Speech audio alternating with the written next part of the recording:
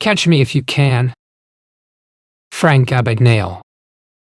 Frank Abagnale, alias Frank Williams, alias Robert Conrad, Frank Adams, and Robert Moncho, was one of the most hunted con men, fraudulent check writers, master forgers in history, and the world's greatest imposter.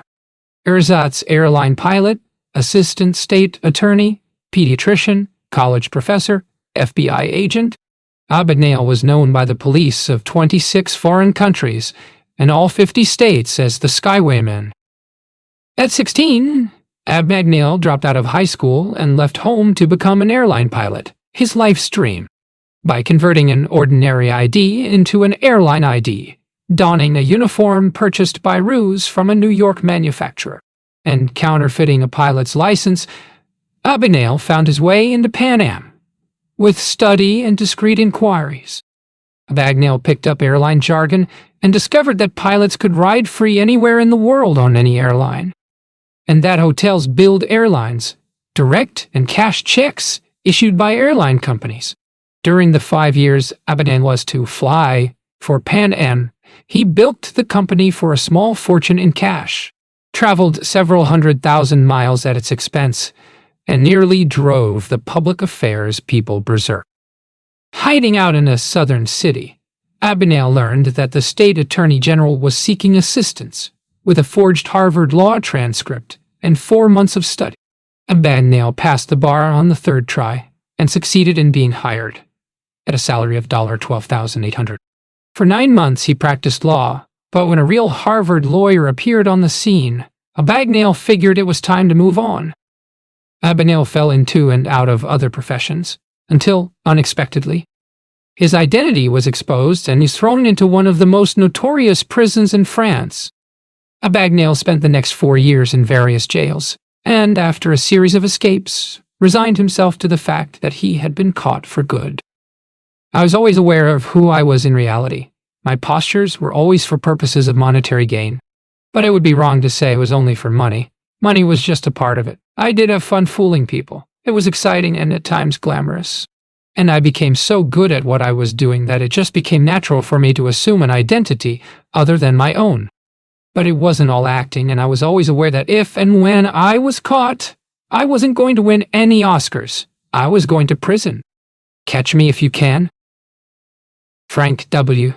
Abagnale, Jr. with Stan Redding Grosset and Dunlap, a Filmways Company publishers. New York. This book is based on the true-life exploits of Frank Abagnale to protect the rights of those whose paths have crossed the authors. All of the characters and some of the events have been altered, and all names, dates, and places have been changed. Copyright 1980 by Frank W. Abagnale, Jr. All rights reserved. Published simultaneously in Canada Library of Congress, Catalog Card Number 79-91, 1619, ISBN 0-448 16538 4, 5th printing, 1980. Printed in the United States of America.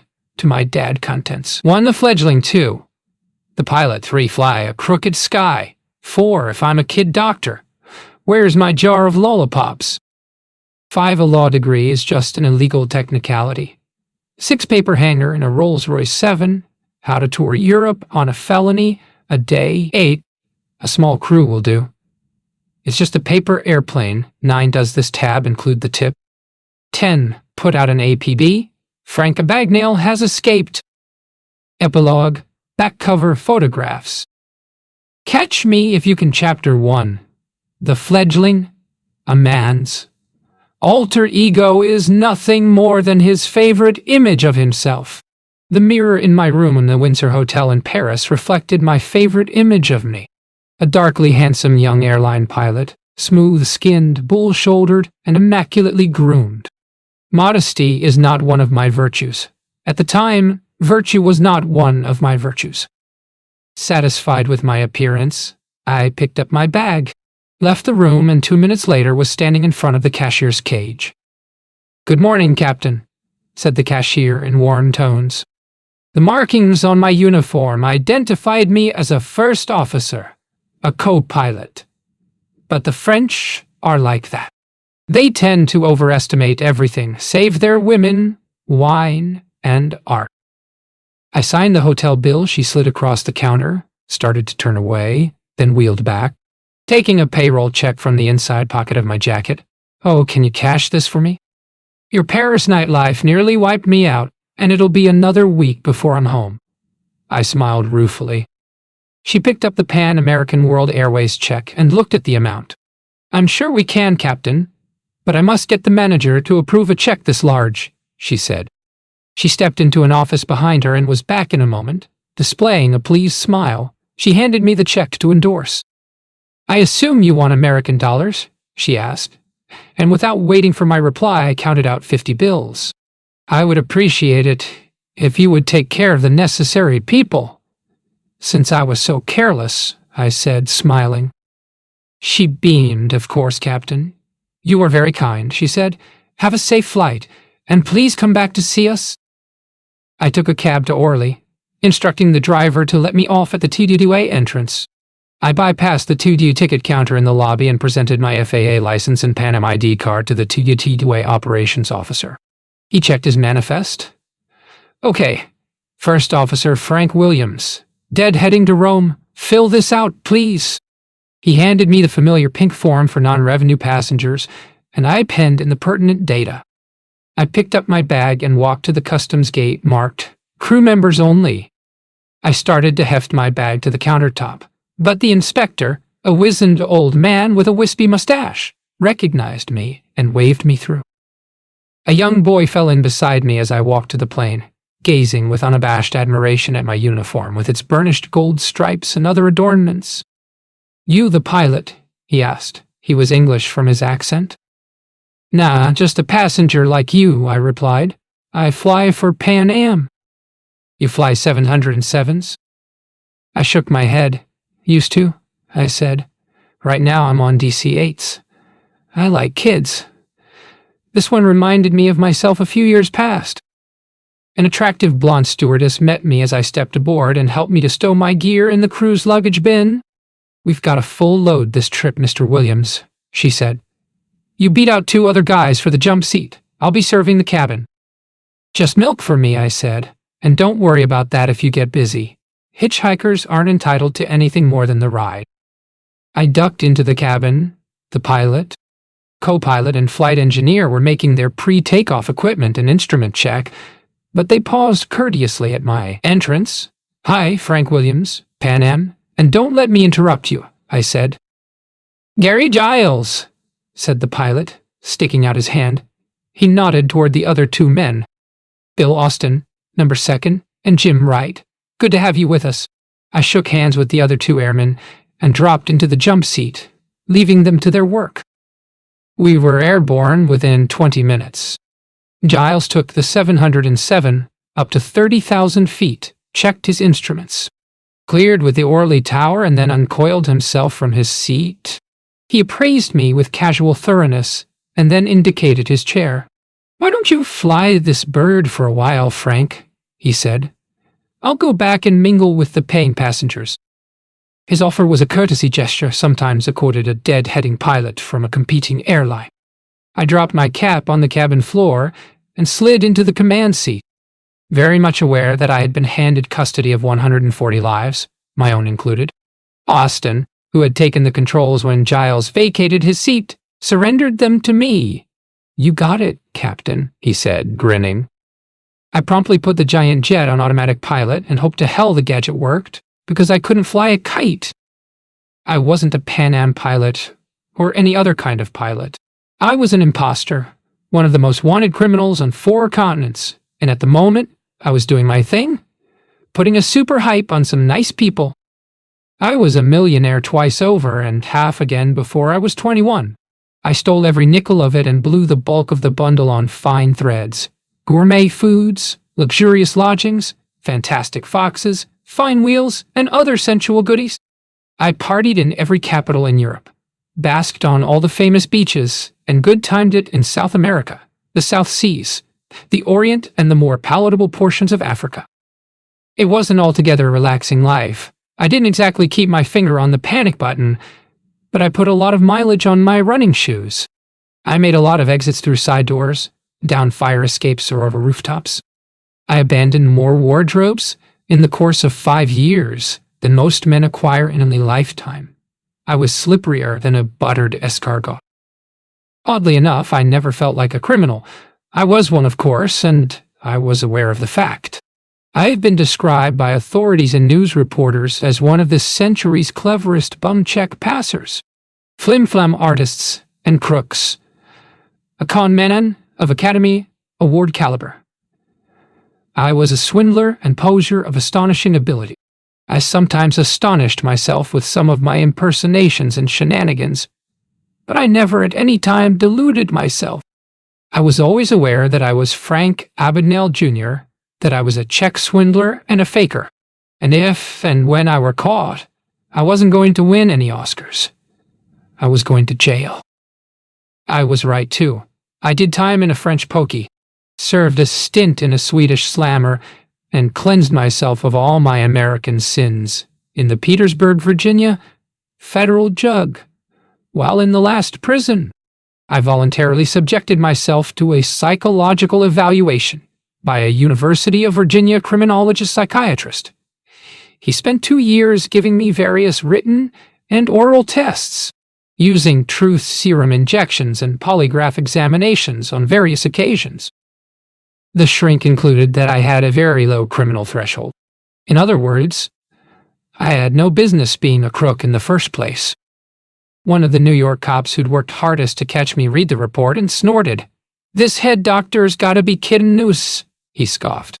"This phony rips off several hundred banks, hustles half the hotels in the world for everything but the sheets, screws every airline in the skies, including most of their stewardesses, passes enough bad checks to paper the walls of the Pentagon, runs his own goddamned colleges and universities, makes half the cops in 20 countries look like dumbasses while he's stealing over 3,400. I was only 15 at the time. I was born and spent my first 16 years in New York's Bronxville. I was the third of 4 children and my dad's namesake. If I wanted to lay down a baby con, I could say I was the product of a broken home. For Mom and Dad separated when I was 12, but I'd only be bum-rapping my parents. The person most hurt by the separation and subsequent divorce was Dad. He was really hung up on Mom. Is a French-Algerian beauty whom Dad met and married during his World War II Army service in Oran. Mom was only 15 at the time, and Dad was 28. And while the difference in ages didn't seem to matter at the time, I've always felt it had an influence on the breakup of their marriage. Dad opened his own business in New York City after his discharge from the Army, a stationery store at 40th and Madison Avenue called Gramercy's. He was very successful. We lived in a big, luxurious home, and if we weren't fabulously wealthy, we were certainly affluent. My brothers, my sister, and I never wanted for anything during our early years. A kid is often the last to know when there's serious trouble between his parents. I know that's true in my case, and I don't think my siblings were any more aware than. We thought Mom was content to be a housewife and mother, and she was, up to a point. But Dad was more than just a successful businessman. He was also very active in politics, one of the Republican wheels in the Bronx precincts. He was a member and past president of the New York Athletic Club, and he spent a lot of his time at the club with both business and political cronies. Dad was also an avid saltwater fisherman. He was always flying off to Puerto Rico, Kingston, Belize, or some other Caribbean spa on deep-sea fishing expeditions. He never took Mom along, and he should have. My mother was a women's libber before Gloria Steinem learned her maiden form was flammable, and one day Dad came back from a marlin-chasing jaunt to find his home creel empty. Mom had packed up and moved herself, us 3 boys and sis, into a large apartment. We kids were somewhat mystified, but Mom quietly explained that she and Dad were no longer compatible and had elected to live apart. Well, she had elected to live apart anyway. Dad was shocked, surprised, and hurt at Mom's action. He pleaded with her to come back home. promising he'd be a better husband and father, and that he'd curtail his deep-sea outings. He even offered to forgo politics. Mom listened, but she made no promises, and it soon became apparent to me, if not Dad, that she had no intention of reconciling. She enrolled in a Bronx dental college and started training to be a dental technician. Dad didn't give up. He was over at our apartment at every opportunity, pleading, cajoling, entreating and flattering her. Sometimes he'd lose his temper. "Damn it, woman. Can't you see I love you?" he'd roar. The situation did have its effect on us boys, of course. Me, in particular. I loved my dad. I was the closest to him, and he commenced to use me in his campaign to win back Mom. "Talk to her, son," he'd ask of me. "Tell her I love her. Tell her we'd be happier if we all lived together. Tell her you'd be happier if she came home, that all you kids would be happier." He'd give me gifts to deliver to Mom and coach me in speeches designed to break down my mother's resistance. As a juvenile John Alden to my father's Miles Standish and my mother's Priscilla Mullins, I was a flop. My mother couldn't be conned. And Dad probably hurt his own case because Mom resented his using me as a pawn in their game of marital chess. She divorced Dad when I was 14. Dad was crushed. I was disappointed, for I had really wanted them to get back together. I'll say this for Dad. When he loved a woman, he loved her forever. He was still trying to win Mom back when he died in 1974. When Mom finally divorced my father, I elected to live with Dad. Mom wasn't too keen on my decision, but I felt Dad needed one of us, that he shouldn't have to live alone. And I persuaded her. Dad was grateful and pleased. I have never regretted the decision, although Dad probably did. Life with Father was a whole different ball game. I spent a lot of time in some of New York's finest saloons. Businessmen, I learned, not only enjoy 3 martini lunches, but they belt out a lot of Boilermaker brunches and whack out scores of scotch and soda dinners. Politicians, I also noted quickly, had a better grasp of world affairs and a looser lid on their pork barrels when they were attached to a bourbon on the rocks. Dad did a lot of his business dealing and a goodly amount of his political maneuvering close to a bar, with me waiting nearby. My father's drinking habits alarmed me at first. I didn't think he was an alcoholic, but he was a two-fisted drinker, and I worried that he had a drinking problem. Still, I never saw him drunk, although he drank constantly, and after a while I assumed he was immune to the juice. I was fascinated by my dad's associates, friends, and acquaintances. They ranged the gamut of the Bronx's social stratum: ward healers, cops, union bosses, business executives, truckers, contractors, stockbrokers, clerks, cabbies, and promoters. The whole smear. Some were right out of the pages of Damon Runyon. Some were right out of the pages of Damon Runyon. After hanging out with Dad for 6 months, I was streetwise and about 5/8 smart, which is not exactly the kind of education Dad had in mind for me, but it's the kind you get in sauce parlors. Dad had a lot of political clout. I learned this when I started playing hooky from school and running with some loose-end kids from my neighborhood. They weren't gang members or anything like that. They weren't into anything really heavy. They were just guys with a screwed-up family situation trying to get attention from someone, if only the truant officer. Maybe that's why I started hanging out with them. Perhaps I was seeking attention myself. I did want my parents together again, and I had vague notions at the time that if I acted like a juvenile delinquent, it might provide a common ground for a reconciliation. I wasn't too good as a juvenile delinquent. Most of the time I felt plain foolish, swiping candy and slipping into movies. I was much more mature than my companions, and much bigger. At 15, I was physically grown, 6 feet and 170 pounds. And I guess we got away with a lot of minor mischief because people who saw us abroad thought I was a teacher shepherding some students or a big brother looking out for the younger crowd. I sometimes felt that way myself, and I was often irritated at their childishness. What bothered me most was their lack of style. I learned early that class is universally admired. Almost any fault, sin or crime, is considered more leniently if there's a touch of class involved. These kids couldn't even boost a car with any finesse. The first set of wheels they lifted, they came by to pick me up, and we weren't a mile from my house when a squad car pulled us over. The jerks had taken the car from a driveway while the owner was watering his lawn. We all ended up in the juvenile Hilton. Dad not only got me out, but he had all mention of my part in the incident erased from the records.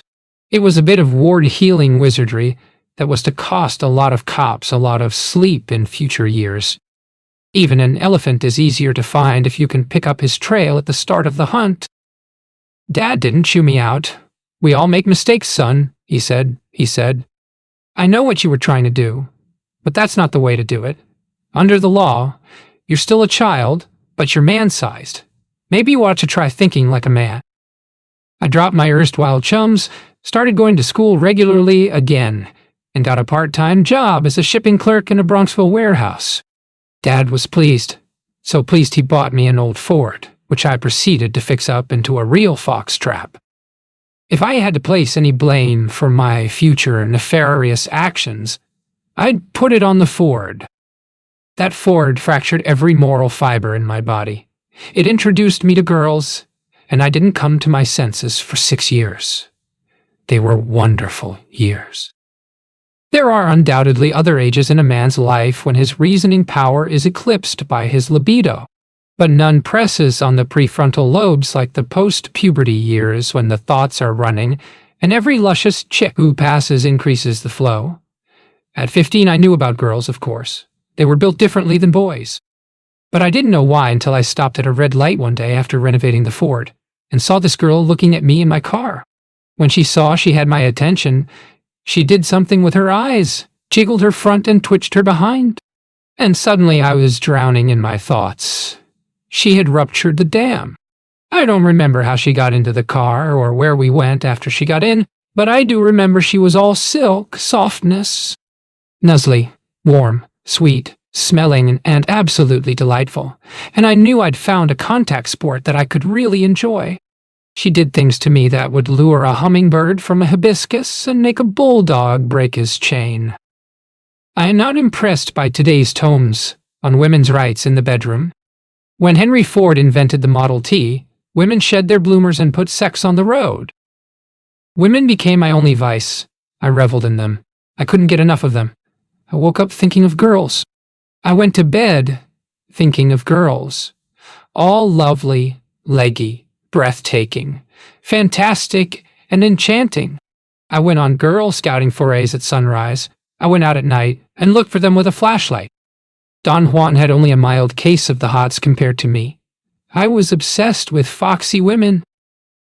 I was also a charming broke after my first few close encounters of the best kind. Girls are not necessarily expensive, but even the most frolicsome Fraulein expects a hamburger and a Coke now and then. Just for energy purposes, I simply wasn't making enough bread to pay for my cake. I needed a way to juggle my finances. I sought out Dad, who was not totally unaware of my discovery of girls and their attendant joys. Dad, it was really neat of you to give me a car, and I feel like a jerk asking for more.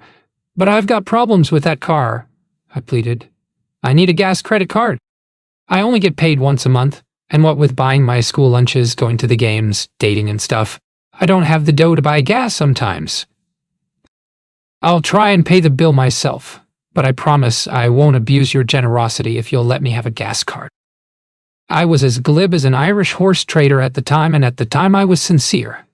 Dad mulled the request for a few moments, then nodded.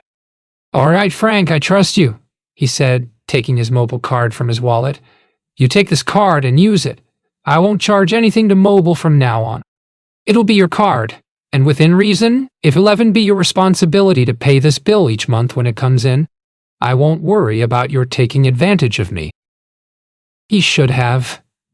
The arrangement worked fine the first month. The mobile bill came in, I bought a money order for the amount and sent it to the oil firm. But the payment left me strapped, and once again, I found myself hampered in my constant quest for girls. I began to feel frustrated.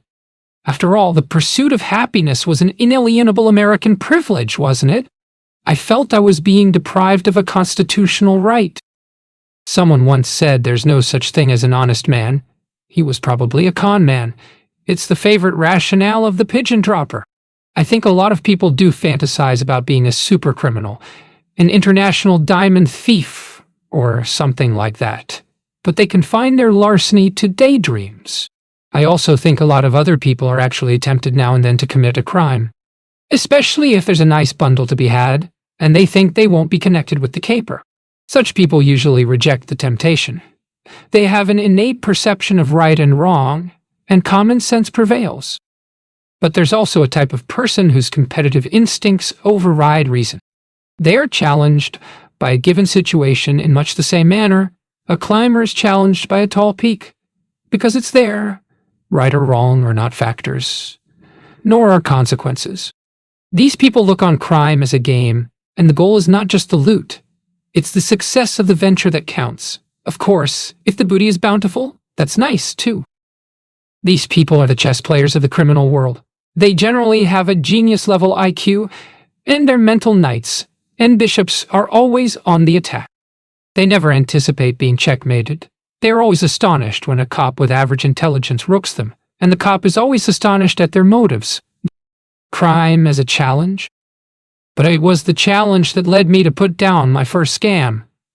I needed money. All right. Anyone with a chronic case of the girl crazies needs all the financial assistance that's available. However, I really wasn't dwelling on my lack of funds when I stopped at a mobile station one afternoon and spotted a large sign in front of the station's tire display racks. "Put a set on your mobile card. We'll put the set on your car," the sign read. It was the first inkling I'd had that the mobile card was good for more than gas or oil. I didn't need any tires. The ones on the Ford were practically new, but as I studied the sign, I was suddenly possessed by a four-ply scheme. Hell, it might even work, I thought. I got out and approached the attendant, who was also the owner of the station. We were casual acquaintances from the many pit stops I'd made at the station. It was not a busy gas stop. I'd make more money holding up filling stations than running one, he'd once complained. "How much would it cost me for a set of white walls?" I asked. "For this car, 100 instead. You've still got the tires, and when my dad pays mobile for them, you get your cut. You're ahead to start with, and when you do sell the tires, the whole 10 and sign a ticket for 3,000. 400 bill for gas, oil, batteries, and tires for one 1952 Ford in the space of 3 months. You've put 14 sets of tires on that car in the past 60 days. Bought 22 batteries in the past 90 days, and you can't be getting over 2 miles to the gallon on gas. We figure you don't even have an oil pan on the damn thing. Have you given any thought to trading that car in on a new one, mister?" Dad was stunned. "Why, I don't even use my mobile card. My son does," he said when he recovered. "There must be some mistake." The mobile investigator placed several hundred mobile charge receipts in front of Dad. Each bore his signature in my handwriting. "How did he do this?" "And why?" Dad exclaimed. "I don't know," replied the mobile agent. "Why don't we ask him?" They did. I said I didn't know a thing about the swindle. I didn't convince either of them. I had expected Dad to be furious, but he was more confused than angry. "Look, son, if you'll tell us how you did this, and why, we'll forget it. There'll be no punishment, and I'll pay the bills," he offered. My dad was a great guy in my book. He never lied to me in his life. I promptly copped out. "It's the girls, Dad." I sighed. "They do funny things to me. I can't explain it." Dad and the mobile investigator nodded understandingly. Dad laid a sympathetic hand on my shoulder. "Don't worry about it, boy. Einstein couldn't explain it either," he said. If Dad forgave me, Mom didn't. She was really upset over the incident and blamed my father for my delinquencies. My mother still had legal custody of me, and she decided to remove me from Dad's influences. Worse still, on the advice of one of the fathers who worked with Catholic charities, with which my mother has always been affiliated, she popped me into a C. Private school for problem boys in Port Chester, New York. As a reformatory, the school wasn't much. It was more of a posh camp than a remedial institution. I lived in a neat cottage with 6 other boys, and except for the fact that I was restricted to campus and constantly supervised, I was subjected to no hardships. The brothers who ran the school were a benevolent lot. They lived in much the same manner as their wards. We all ate in a common dining hall, and the food was good and plentiful. There was a movie theater, a television room, a recreation hall, a swimming pool, and a gymnasium. I never did catalog all the recreational and sports facilities that were available. We attended classes from 8 to 3 Monday through Friday, but otherwise our time was our own to do with as we liked. The brothers didn't harangue us about our misdeeds or bore us with pontifical lectures. And you really had to mess up to be punished, which usually meant being confined to your cottage for a couple of days. I never encountered anything like the school until I landed in a U. I have often wondered since if the federal penal system isn't secretly operated by Catholic charities. The monastic lifestyle galled me, however. I endured it, but I looked on my stint in the school as punishment, and undeserved punishment at that. After all, Dad had forgiven me, and he had been the sole victim of my crimes. So, what was I doing in the place? I'd ask myself. What I disliked most about the school, however, was its lack of girls. It was strictly an all-male atmosphere. Even the sight of a nun would have thrilled me. I would have been even more depressed had I known what was happening to Dad during my stay. He never went into details. But while I was in the school, he ran into some severe financial difficulties and lost his business. He was really wiped out. He was forced to sell the house and his 2 big Cadillacs and everything else he had of material value. In the space of a few months, Dad went from living like a millionaire to living like a postal clerk. That's what he was when he came to get me, after I'd spent a year in the school. A postal clerk. Mom had relented and had agreed to my living with Dad again. I was shocked at the reversal of his fortunes, and more than a little guilt-ridden, but Dad would not allow me to blame myself. The $200 in a checking account at the Westchester branch of the Chase Manhattan Bank, an account Dad had set up for me a year before and which I'd never used. I dug out my checkbook, packed my best clothes in a single suitcase, and caught a train for New York City. It wasn't exactly a remote corner of the globe, but I thought it would make a good jumping-off place.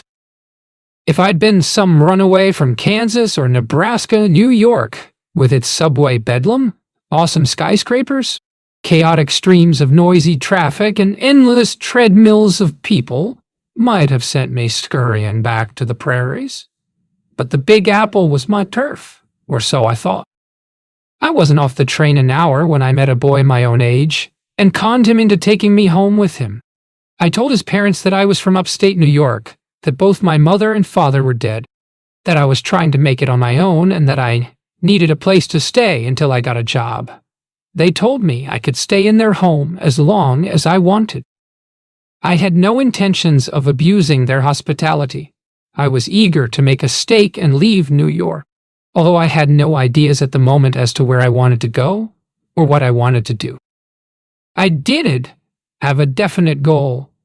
I was going to be a success in some field. I was going to make it to the top of some mountain, and once there, no one or nothing was going to dislodge me from the peak. I wasn't going to make the mistakes my dad had made. I was determined on that point. The Big Apple quickly proved less than juicy, even for a native son.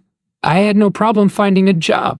I'd worked for my father as a stock clerk and delivery boy, and was experienced in the operation of a stationery store. I started calling on large stationery firms, presenting myself in a truthful light.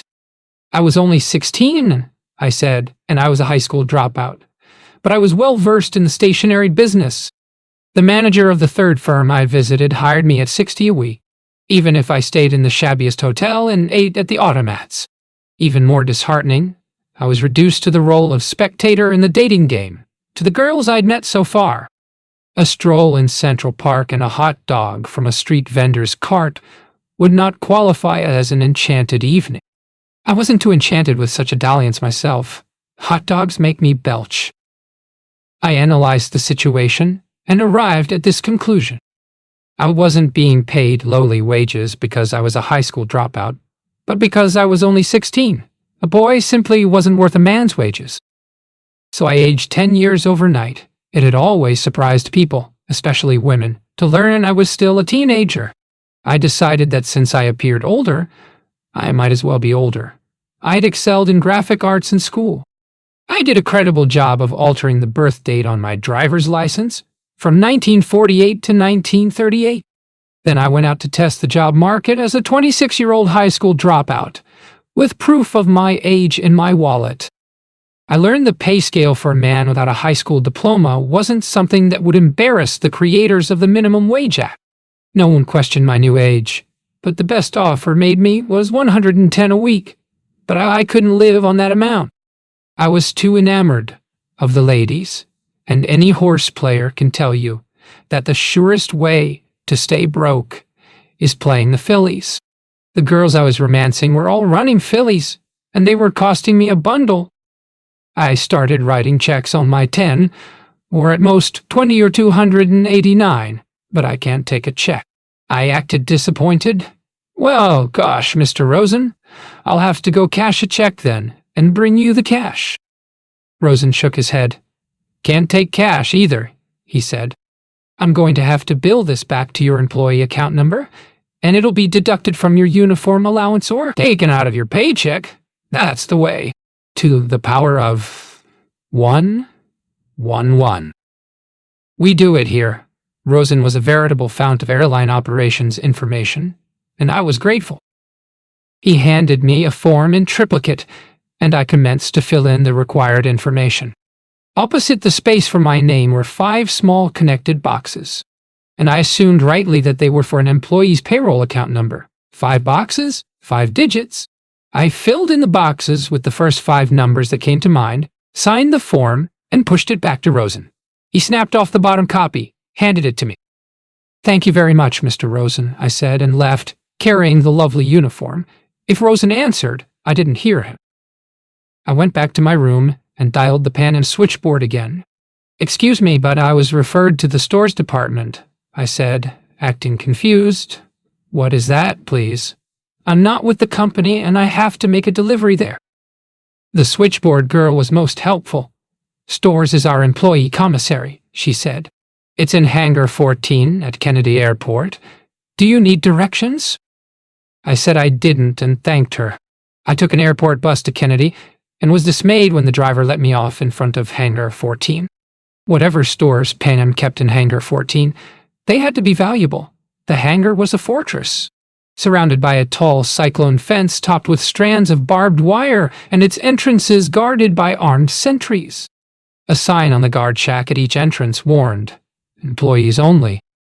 A dozen or more pilots, stewardesses and civilians entered the compound while I reconnoitered from the bus stop. I noticed the civilians stopped and displayed identification to the guards, but most of the uniformed personnel, pilots and stewardesses, merely strolled through the gate, some without even a glance at the guard. Then one turned back to say something to a sentry, and I noticed he had an ID card clipped to his breast pocket below his wings. It was a day that threatened rain. I brought a raincoat along, a black one similar to the one some of the pilots had draped over their arms. I had my newly acquired pilot's uniform in a small duffel bag. I felt a little like Custer must have felt when he chanced upon Sitting Bull's Sioux. I reacted just like Custer. I charged. I went into one of the airport toilets and changed into the uniform, stuffing my civvies into the duffel bag. Then I left the terminal and walked directly toward Hangar 14's nearest entrance. The guard was in his shack, his back toward me. As I neared the gate, I flipped the raincoat over my left shoulder, concealing the entire left side of my jacket, and swept off my hat.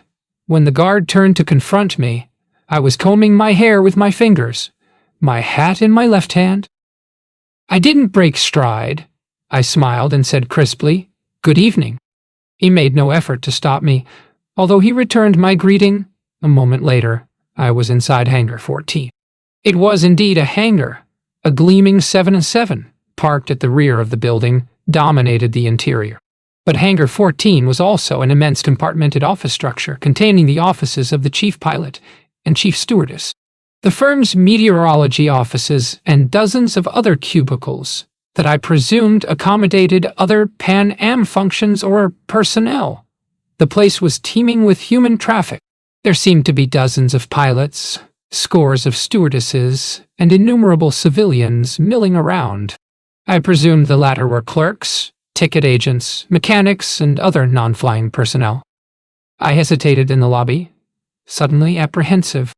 Abruptly, I felt like a 16-year-old, and I was sure that anyone who looked at me would realize I was too young to be a pilot, and would summon the nearest cop.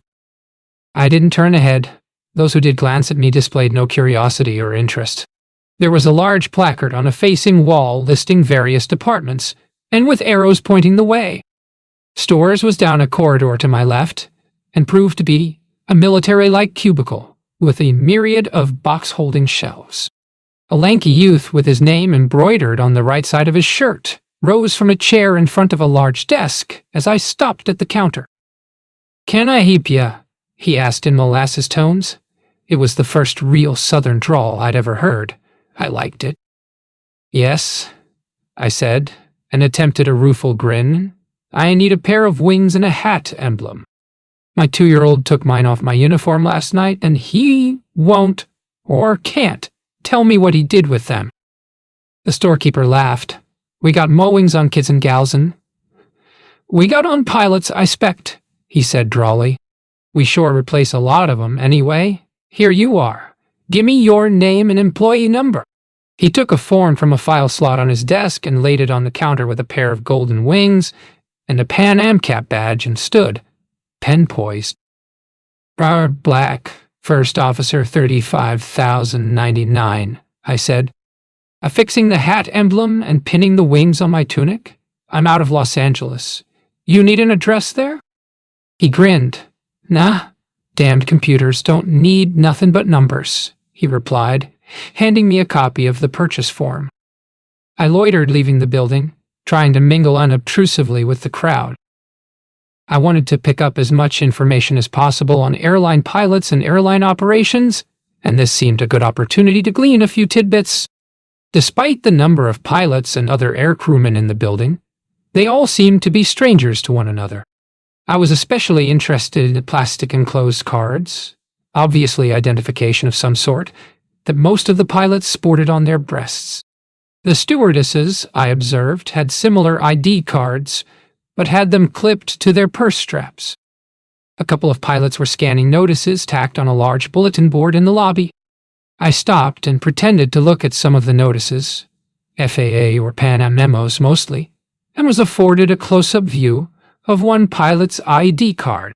It was slightly larger than a driver's license and similar to the one in my pocket, save for a passport-sized color photograph of the man in the upper right-hand corner and Pan American's firm name and logo across the top in the company's colors. Obviously, I reflected as I left the building, I was going to need more than a uniform if I was to be successful in my role of Pan Am pilot. I would need an ID card and a great deal more knowledge of Pan Am's operations than I possessed at the moment.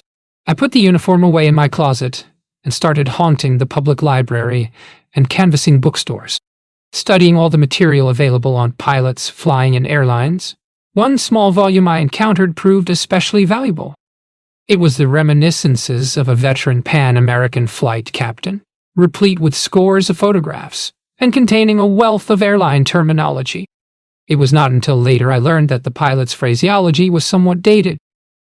A lot of the things I felt I ought to know, however, were not in the books or magazines I read. So I got back on the pipe with Pan Am. "I'd like to speak to a pilot, please," I told the switchboard operator. "I'm a reporter for my high school newspaper, and I'd like to do a story on pilots' lives. You know, where they fly, how they're trained, and that sort of stuff. Do you think a pilot would talk to me?" "Pan Am has the nicest people."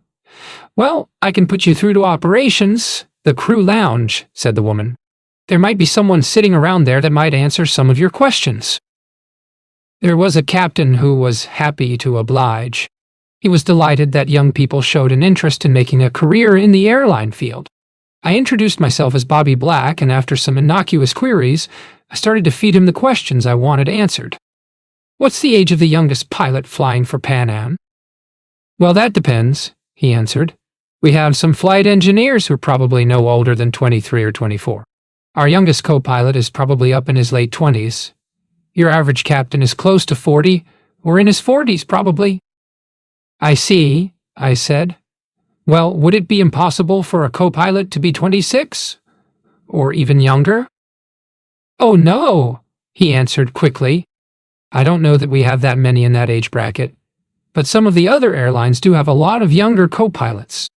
I've noticed a lot depends, of course, on the type of plane he's flying and his seniority. Everything is based on seniority, that is, how long a pilot has been with a company. I was finding a lot of nuggets for my poke. When do you hire people? I mean, at what age can a pilot go to work for an airline, say Pan Am? If I remember correctly, you can come on the payroll at 20 as a flight engineer, said the captain, who had an excellent memory. Then, feasibly, with 6 or 8 years' service, you could become a co-pilot, I pressed. If possible, he conceded. In fact, I'd say it wouldn't be unusual at all for a capable man to make co-pilot in 6 or 8 years, less even. Are you allowed to tell me how much pilots earn? I asked. Well, again, that depends on seniority, the route he flies, the number of hours he flies each week, and other factors, said the captain. I would say the maximum salary for a co-pilot would be $50,000. How many pilots does Pan have? I asked. The captain chuckled. Son, that's a tough one. I don't know the exact number, but 1,800 would probably be a fair estimate. You can get better figures from the personnel manager. No, that's okay, I said. How many places are these pilots? You're talking about bases, he replied. We have 5 bases in the United States: San Francisco, Washington, D.C., Chicago, Miami, and New York. Those are our cities where our air crews live. They report to work in that city, San Francisco, say fly out of that city, and eventually terminate a flight in that city. It might help you to know that we are not a domestic carrier. That is, we don't fly from city to city in this country. We're strictly an international carrier, serving foreign destinations. The information helped me a lot. This may sound strange to you, Captain, and it's more curiosity than anything else. But would it be possible for me to be a co-pilot based in New York City, and you to be a co-pilot also based in New York, and me never to meet you? Very possible, even more so with co-pilots, for you and I would never fly together in the same plane, said the talkative captain. Unless we met at a company meeting or some social function, which is improbable, we might never encounter one another. You'd be more apt to know more captains and more flight engineers than co-pilots. You might fly with different captains or different flight engineers and run into them again if you're transferred. But you'd never fly with another co-pilot. There's only one to a plane. There's so many pilots in the system, in fact, that no one pilot would know all the others. I've been with the company 18 years, and I don't think I know more than 60 or 70 of the other pilots.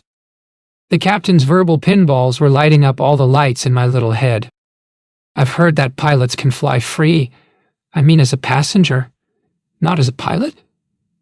Is that true? I prompted. Yes, said the captain. But we're talking about 2 things now. We have past privileges. That is, me and my family can travel somewhere by air on a standby basis. That is, if there's room, we can occupy seats, and our only cost is the tax on the tickets. We pay that. Then there's deadheading. For example, if my boss told me tonight that he wanted me in L, tomorrow to fly a trip out of there, I might fly out there on Delta, Eastern, TWA, or any other carrier connecting with Los Angeles that could get me there on time. I would either occupy an empty passenger seat or, more likely, ride in the jump seat. That's a little fold-down seat in the cockpit, generally used by deadheading pilots, VIPs, or FAA check riders. Would you have to help fly the plane? I quizzed. Oh, no, he replied. I'd be on another company's carrier, you see. You might be offered a control seat as a courtesy, but I always decline. We fly on each other's planes to get somewhere, not to work. He laughed. How do you go about that? Deadheading, I mean. I was really enthused, and the captain was patient. He must have liked kids. You want to know it all, don't you? He said amiably, and proceeded to answer my question. Well, it's done on what we call a pink slip. It works this way. Say I want to go to Miami on Delta.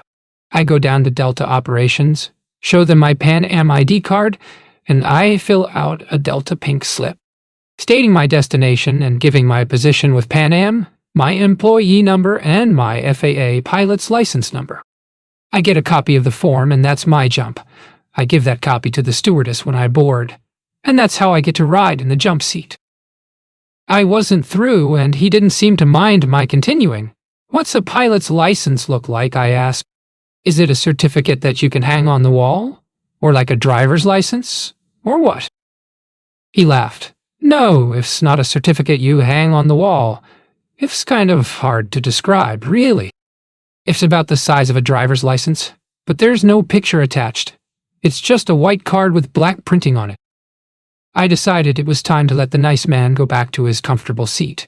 Gee, Captain, I sure thank you, I said. You've been really super. Glad to have helped you, son, he said. I hope you get those pilot's wings, if that's what you want. I already had the wings. What I needed was an ID card and an FAA pilot's license. I wasn't too concerned about the ID card. The pilot's license had me stumped. The FAA was not exactly a mail-order house. I let my fingers do the walking in my search for a suitable ID card. I looked in the yellow pages under identification, picked a firm on Madison Avenue. Any ID company with a Madison Avenue address had to have class, I thought, and went to the firm dressed in a business suit. It was a prestigious office suite with a receptionist to screen the walk-in trade. Can I help you? She asked in efficient tones. I'd like to see one of your sales representatives, please, I replied in equally business-like inflections. The sales representative had the assured air and manner of a man who would disdain talking about a single ID card. So I hit him with what I thought would best get his attention and win his affection, the prospect of a big account. My name is Frank Williams, and I represent Carib Air of Puerto Rico, I said crisply. As you probably know, we are expanding service to the continental United States, and we presently have 200 people in our facilities at Kennedy. Right now, we're using only a temporary ID card made of paper, and we want to go to a formal, laminated, plastic enclosed card with a color photograph and the company logo, similar to what the other airlines use here. We want a quality card, and I understand you people deal only in quality products. If he knew that Carib Air existed and was expanding to the United States, he knew more than I did. But he was not a man to let the facts stand in the way of a juicy sale. Oh, yes, mister, let me show you what we have along that line, he said enthusiastically, leading me to his office. He pulled down a huge, leather-bound sample catalog from a shelf, leafed through the contents, which ranged from vellum to beautifully watermarked bond, and displayed a whole page of various identification forms. Now, most of the airlines we serve use this card here, he said, pointing out one that seemed a duplicate of Pan Am's ID cards. It has employee number, base, position, description, photograph, and, if you wish, a company logo. I think it would do very nicely. I nodded in complete agreement. Yes, I think this is the card we want, I said. It was certainly the card I wanted. He gave me a complete cost rundown, including all the variables. Can you give me a sample? I asked on impulse. I'd like to show it to our top people, since they're the ones who will have the final say. The salesman obliged in a matter of minutes. I studied the card. This is fine. But it's blank, I said. Tell you what, why don't we fix this up so they'll have an idea of what the finished product looks like? We can use me as the subject. That's an excellent suggestion, said the salesman, and led me to an ID camera that produced ID-sized mugshots within minutes. He took several photographs. We selected one. He graciously gave me the culls, and he affixed it to the space on the card, trimming it neatly. He then filled in my phony name, adopted rank, co-pilot, fictitious employee number, height, weight, coloring, age and sex in the appropriate blanks. He then sealed it in a clear, tough plastic and handed it to me with his business card. I'm sure we can do a good job for you, Mr. Williams, he said, ushering me out. He already had done a good job for me, save for one detail. The lovely ID card lacked Pan Am's distinctive logo and firm name. I was wondering how to resolve the problem when a display in the window of a hobby shop caught my eye. There, poised on gracefully curved mounts, was an array of model planes, among them several commercial airliners, and among them a beautiful Pan Am jet, the firm's famed logo on its tail, and the company legend, in the copyrighted lettering used by the airline on the fuselage and wings. The model came in several sizes. I bought the smallest, for $35. The company used the standard, pre-cut license die used by the FAA. All a pilot had to do was supply the pertinent information, including his AA license number and ratings, and the firm would return a silver replica of his license, suitable for display anywhere. The FAA did have a mail-order branch, it appeared. I wanted one of the plaques, naturally. I felt there had to be a way, plaque in hand, to reduce it to the proper size on appropriate paper, and I'd have my pilot's license. I was feverish with the idea. I didn't write the firm. I called their offices in Milwaukee. I told the salesman I wanted one of the plaques and asked if the transaction could be handled by telephone. He expressed no curiosity as to why I was in such a hurry. Well, you can give me all the necessary information over the telephone, but we'll have to have a check or money order before we actually make up the plaque, said the man. In the meantime, we can start roughing it out, and we'll treat it as a special order. It'll be 100 personal check for me? I asked, checkbook in hand. Sure, be glad to, he said, smiling, and took the bouncing beauty with barely a glance at it. He didn't even ask me for identification. I had occasion to cash checks at airline counters frequently thereafter. I worked LaGuardia like a fox on a turkey ranch. The air facility was so immense that the risk of my being caught was minimal. I'd cash a check at the Eastern counter, for instance, then go to another section of the terminal and tap some other airlines till I was cautious. I never went back to the same counter twice. I worked a condensed version of the scam at Newark and hit Teterboro a few elastic licks. I was producing rubber faster than a Cylon planter. Every gambler has a road game. Mine was hitting the hotels and motels, where airline crews put up in transit. I even bought a round-trip airline ticket to Boston, an honest ticket paid for with dishonest money, and papered Logan Airport and its surrounding crew hostelries with scenic chits before scurrying back to New York. Flushed with success, emboldened by the ease with which I passed myself off as a pilot, I decided I was finally ready for Operation Deadhead.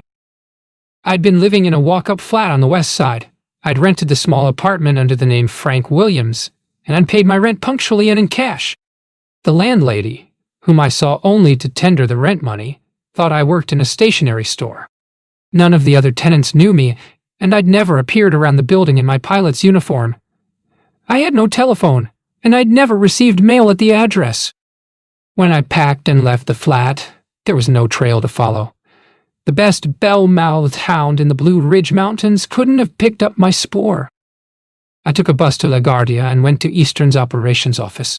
There were 3 young men working behind the enclosure's counter. "Yes, sir. Can I help you?" one of them asked. "I need to deadhead to Miami on your next flight, if you've got room," I said, producing my champagne and ID. "We've got one going out in 15 minutes, Mr. Williams," he said. "Would you like to make that one or wait until our afternoon flight? The jump seat's open on either one." "I didn't want to tarry. I'll take this flight," I said. "It'll give me more time on the beach." He slid a pink form toward me.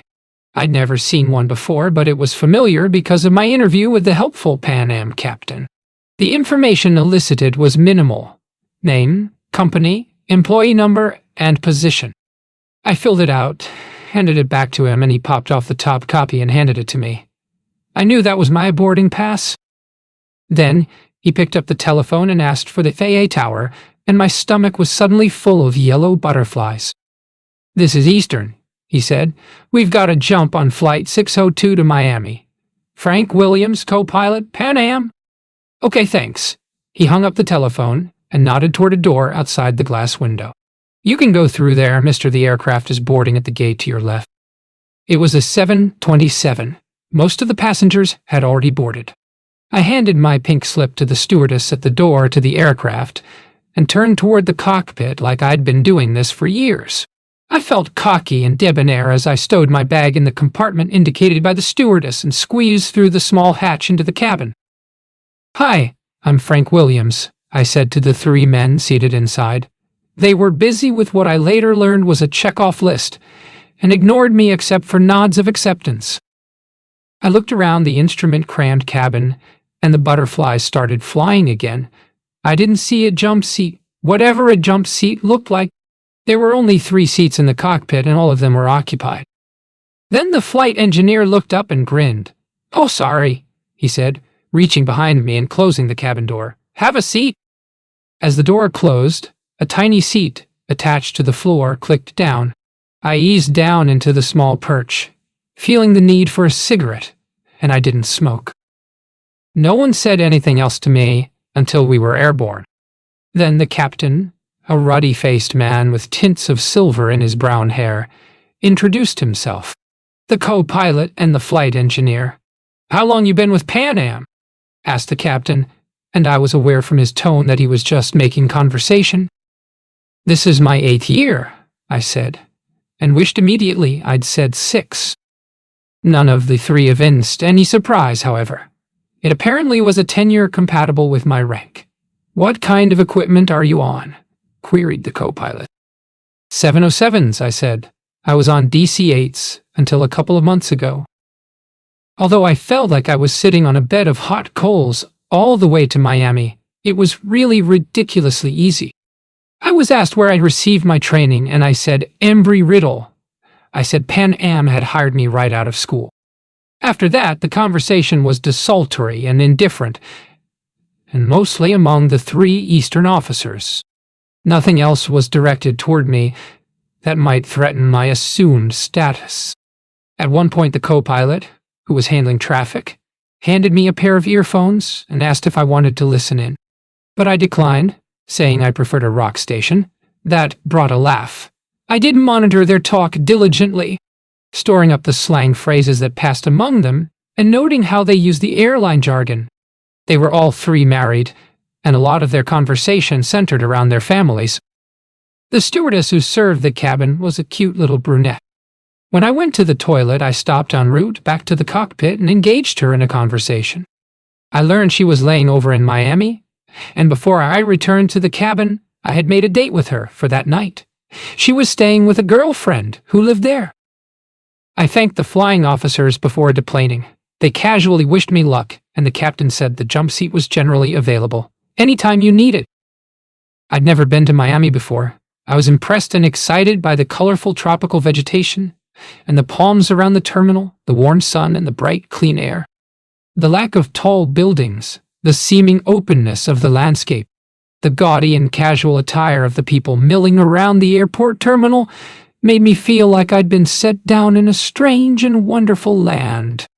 I was inside the terminal before I realized I didn't have the slightest idea where Pan Am housed its people in Miami.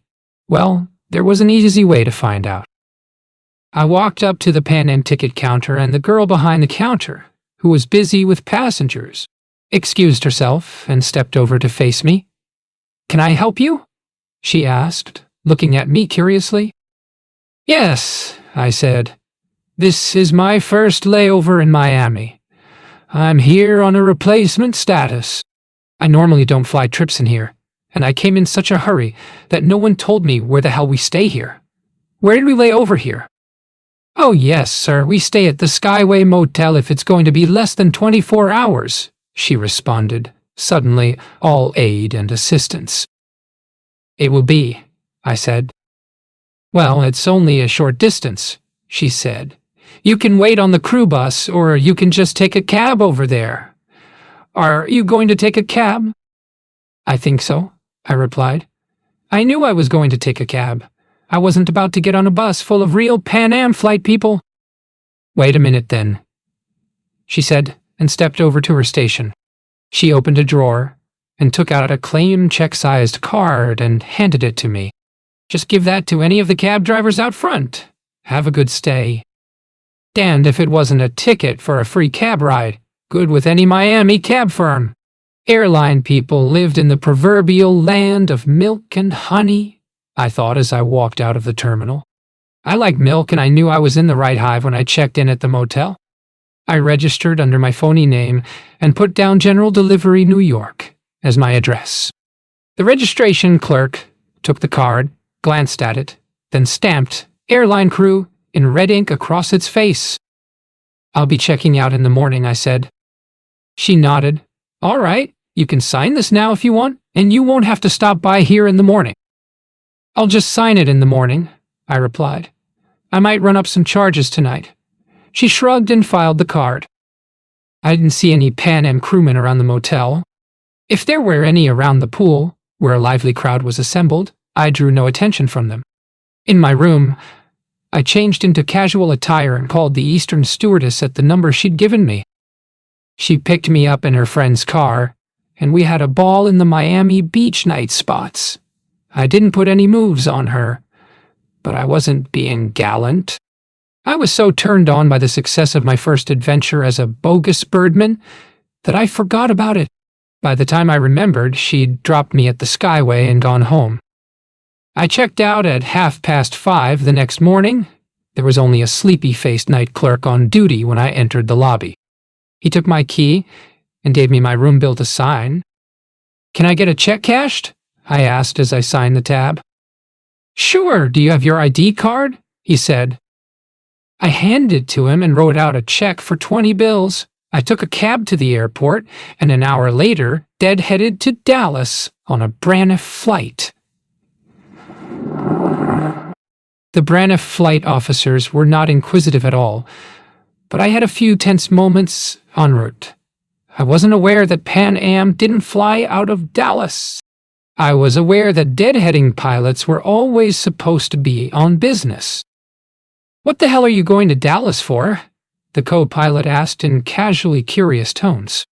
I was searching for a reply when he gave me the answer. "You in on a charter or something?" "Yeah, freight," I said, knowing Pan Am had worldwide freight service, and the subject was dropped. I stayed overnight at a motel used by flight crews of several airlines, stung the inn with a 100, and not infrequently I was told there wasn't enough cash on hand to handle a check for more than 75. It always took several days for one of my worthless checks to traverse the clearinghouse routes to New York, and by the time the check was returned stamped "insufficient funds," I was a long time gone. The fact that I had a legitimate, on the face of it, at least, account had a bearing on my success also. The bank didn't return my checks with the notation "worthless, fraudulent, or forgery." They merely sent them back marked "insufficient funds to cover." Airlines and hostelries do a volume business by check. Most of the checks returned to them because of insufficient funds aren't attempts to defraud. It's usually a bad case of the shorts on the part of the people who tendered the checks. In most instances, such persons are located and their checks are made good. In many cases involving checks I passed, the checks were first placed for collection before any attempt to locate me was made through Pan Am. In many other instances, I'm sure, the victimized business simply wrote off the loss and didn't pursue the matter. Those who did usually turned the matter over to local police, which further aided and abetted me. Very few police departments, if any, have a hot check division or bunco squad that is adequately staffed, not even the metropolitan forces. And no detective on any police force is burdened with a caseload heavier than the officer assigned to the check fraud detail. Fraudulent check swindles are the most common of crimes, and the professional paper hanger is the wiliest of criminals, the hardest to nab. That's true today, and it was true then, and it's no reflection on the abilities or determination of the officers involved. Their success ratio is admirable when you consider the number of complaints they handle daily. Such policemen usually work on priorities. Say a team of detectives is working on a bum check operation involving phony payroll checks that's bilking local merchants of 3,000 ring to a hot check artist, and one from a banker whose bank cashed a 100 to a con artist posing as an airline pilot. The offense occurred 2 weeks past. So what do the detectives do? They make the routine gestures, that's what. They ascertain the man's New York address is a phony. They learn Pan Am has no such pilot on its payroll. Maybe they go so far as to determine the imposter built the one airline out of a free ride to Chicago, Detroit, Philadelphia, Los Angeles, or some other distant point. They put a message to whichever city is appropriate on the police teletype and pigeonhole the complaint for possible future reference. That's what they do. They've done as much as they could. And like the bumblebee, I kept flying and making honey on the side. So it's not too amazing that I could operate so freely and brazenly when you consider the last two factors in my hypothesis.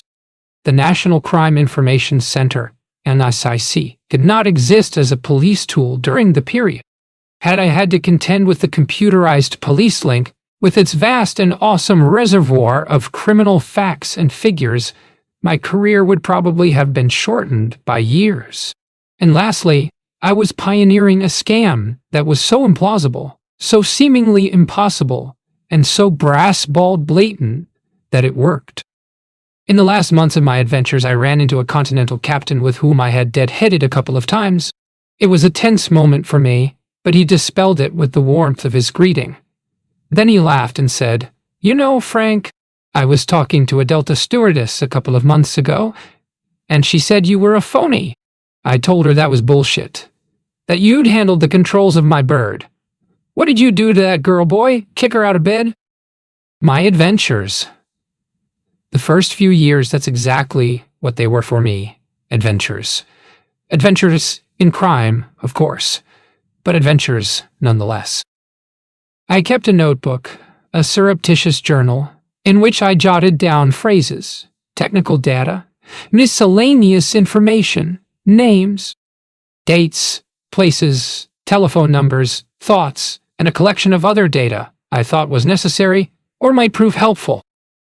It was a combination log, textbook, little black book, diary, and airline Bible, and the longer I operated, the thicker it became with entries. One of the first notations in the notebook is glide scopes. The term was mentioned on my second deadhead flight, and I jotted it down as a reminder to learn what it meant. Glide scopes are runway approach lights used as landing guides. The journal is crammed with all sorts of trivia that was invaluable to me in my sham role.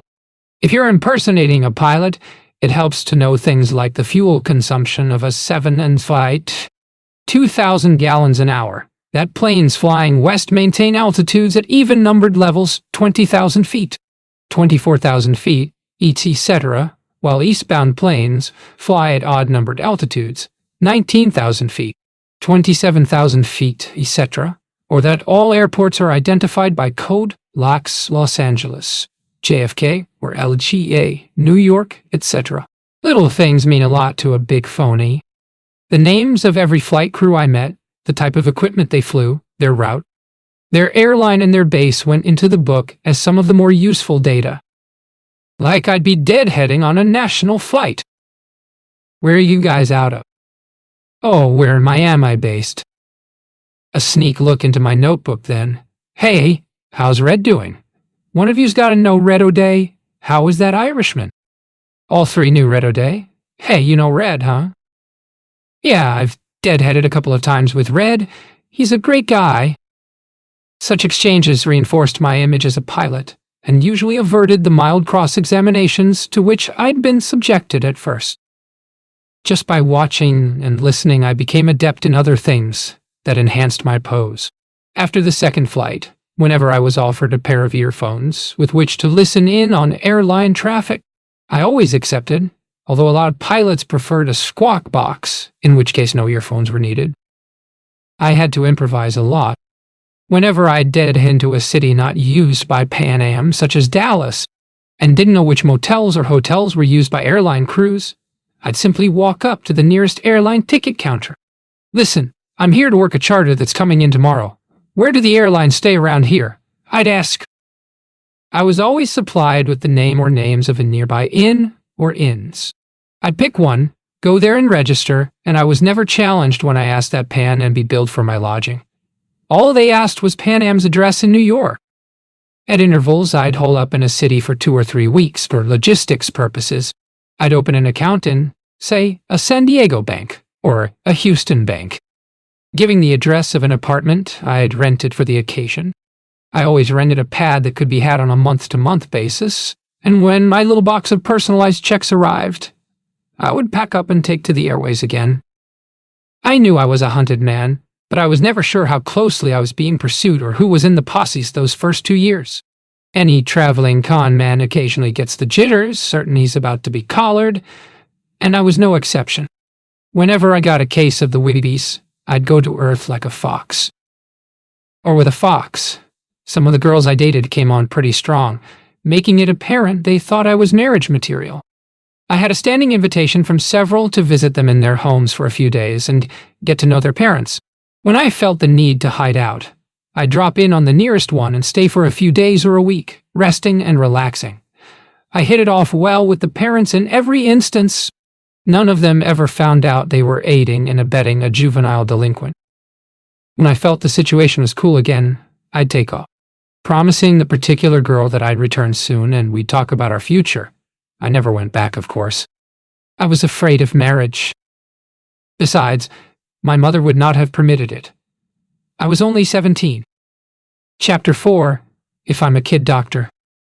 Where's my jar of lollipops? National Flight 106, New Orleans to Miami? A routine deadheading deception.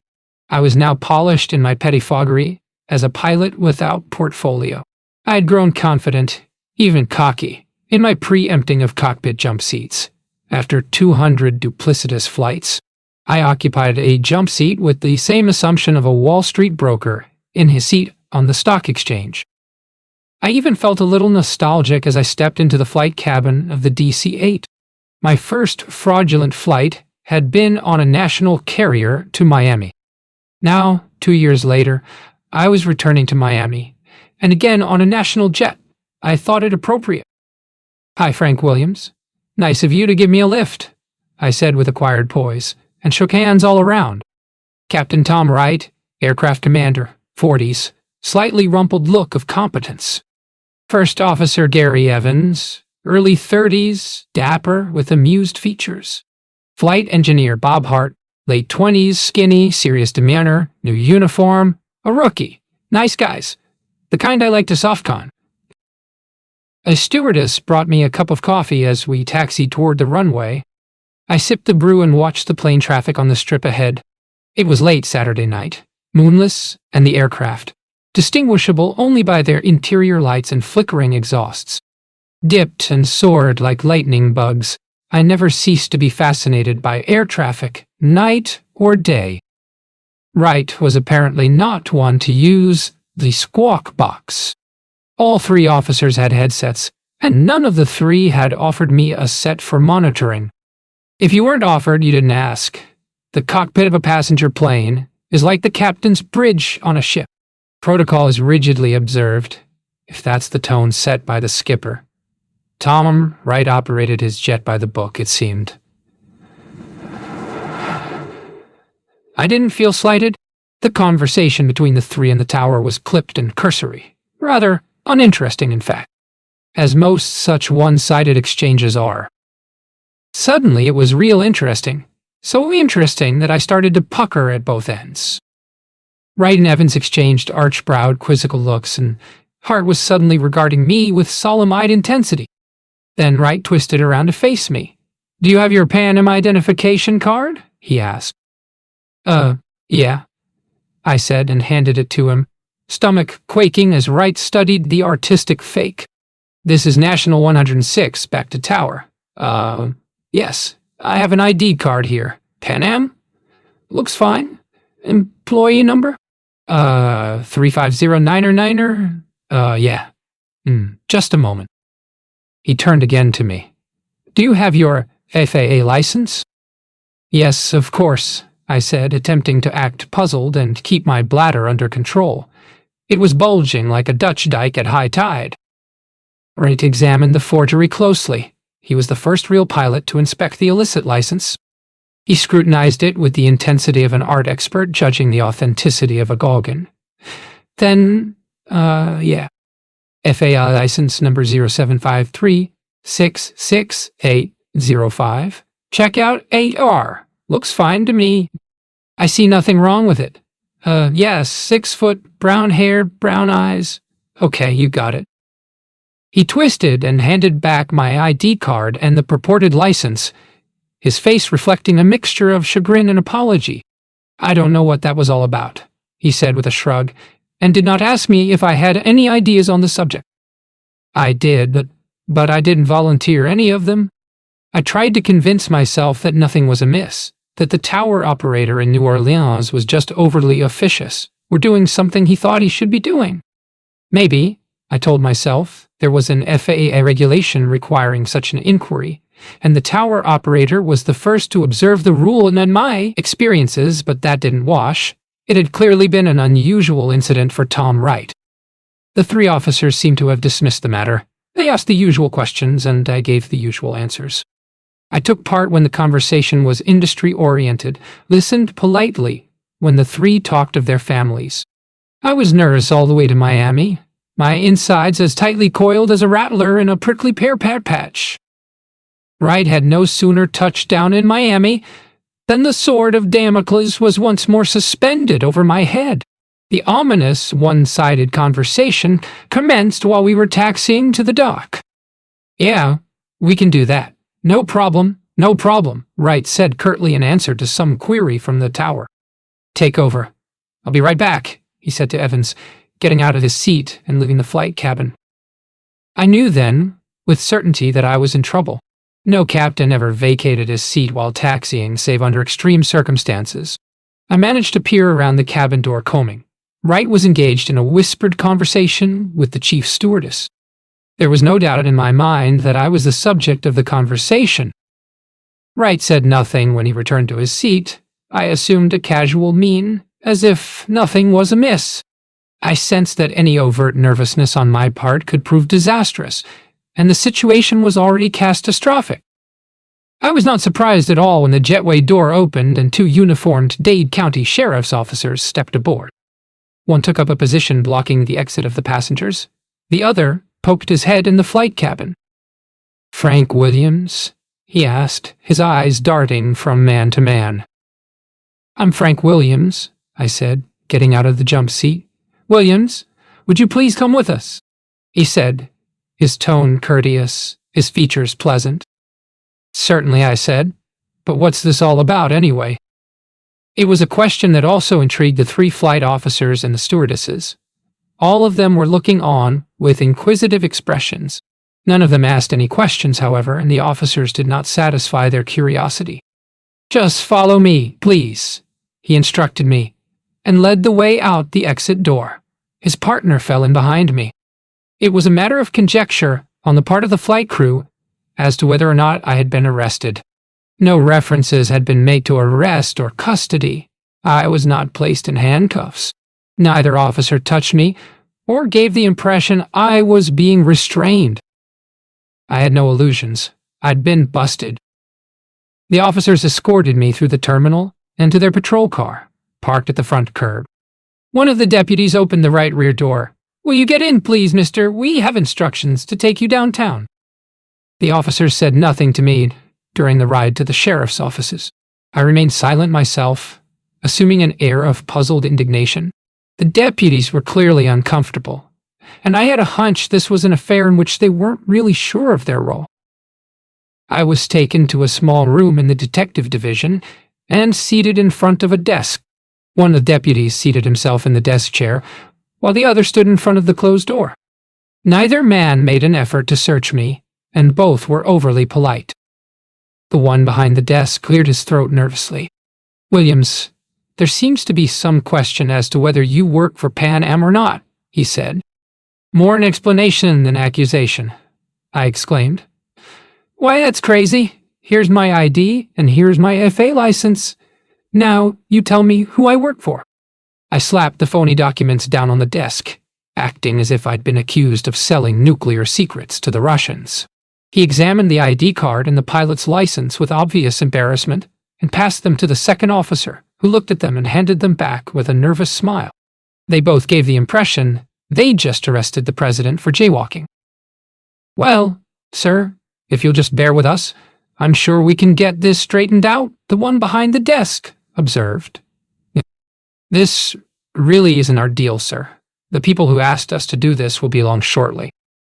Okay, I agreed. But who are these people? He didn't have to tell me. I knew. And he didn't tell me. An uncomfortable hour passed, more uncomfortable for the officers than for me.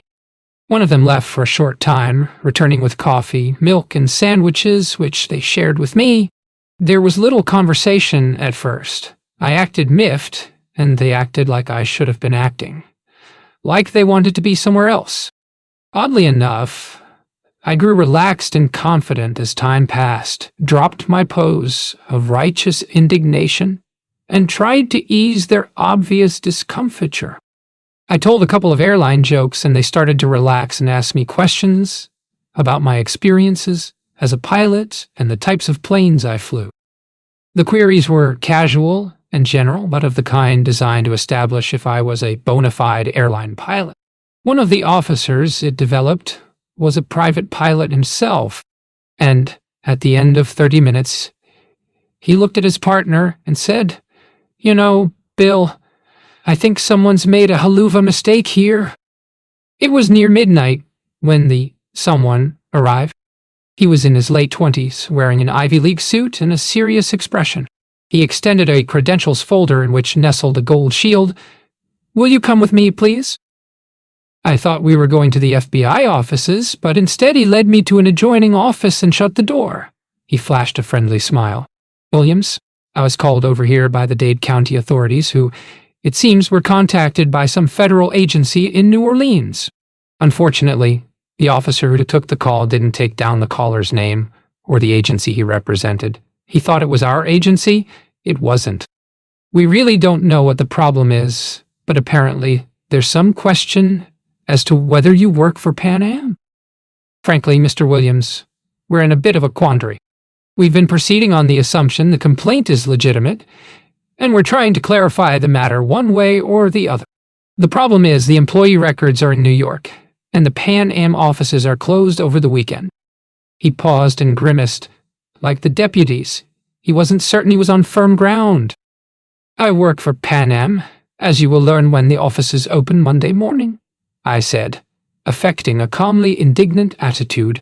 "In the meantime, what do you do? Put me in jail. If you intend to do that, I have a right to call a lawyer, and I intend." He cut me off with a raised hand, palm outward. "Look, Mr. Williams, I know what the situation is, if you're for real, and I have no reason to believe you are not. Listen, do you have any local superiors we can contact?" I shook my head. "No, I'm based in L. I just deadheaded in here to see a girl, and I was going to deadhead back to the coast Monday. I know a lot of pilots here, but they're with other airlines. I know several stewardesses too, but again, they're with other carriers. May I see your credentials, please?"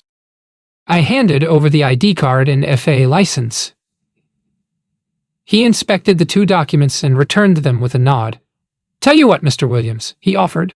"Why don't you give me the names of a couple of pilots you know here, and the names of some of the stewardesses, too, who can verify your status? I don't know what this is about, but it's obviously a federal situation, and I'd like to resolve it." I fished out my book of facts and names, and gave him the names and telephone numbers of several pilots and stewardesses, hoping all the while some of them were home and remembered me fondly. And as an actual pilot, I really was a hot pilot at the moment. I thought wryly, while awaiting the FBI agent's return, but so far I'd been incredibly lucky concerning the situation. Obviously, the FAA tower operator in New Orleans had questioned my status and had made an effort to pursue his doubts. What had aroused his suspicions? I didn't have the answer, and I wasn't going to seek one. The sheriff's office had committed a faux pas in bobbling the source of the inquiry, and the FBI agent was apparently compounding the error by ignoring the FAA as a source of information. That puzzled me too, but I wasn't going to raise the question. If a check with the FAA did occur to him, I would really be in the grease. I spent an anxious 45 minutes in the room alone, And then the agent popped through the door. He was smiling. "Williams, you're free to go. I have confirmation from several persons as to your status, and I apologize for the inconvenience and embarrassment I know we've caused you. I'm really sorry, sir." A Dade County Sheriff Sergeant was behind him. "I want to add our apologies, too. Mister, it wasn't our fault. Just a damned mix-up. It was an FAA complaint from New Orleans. They asked us to pick you up when you got off the plane, and, well, we didn't know where to go from there. So I contacted the local FBI and, well, I'm just sorry as hell about it, sir." I didn't want the FBI agent to pick up on the FAA bit. The sergeant had obviously corrected his department's error. I spread my hands in a peace gesture and smiled. "Hey, don't worry about it. I understand, and I'm glad you guys are doing your job. I wouldn't want anyone flying around masquerading as a pilot either." "We appreciate your being so nice about it, Mr. Williams," said the sergeant. "Oh, your bag is over there by my desk." Obviously, it hadn't been searched. There was more than 100 bills on top of the application. The assistant manager who accepted the application, a woman, was inquisitive. "You're a doctor?" she asked, as if doctors were as rare as whooping cranes. "What type of doctor are you?" I thought I'd better be the kind of doctor that would never be needed around River Bend. "I'm a pediatrician." I lied, however. "I'm not practicing right now. My practice is in California. And I've taken a leave of absence for 1 year to audit some research projects at Emory and to make some investments."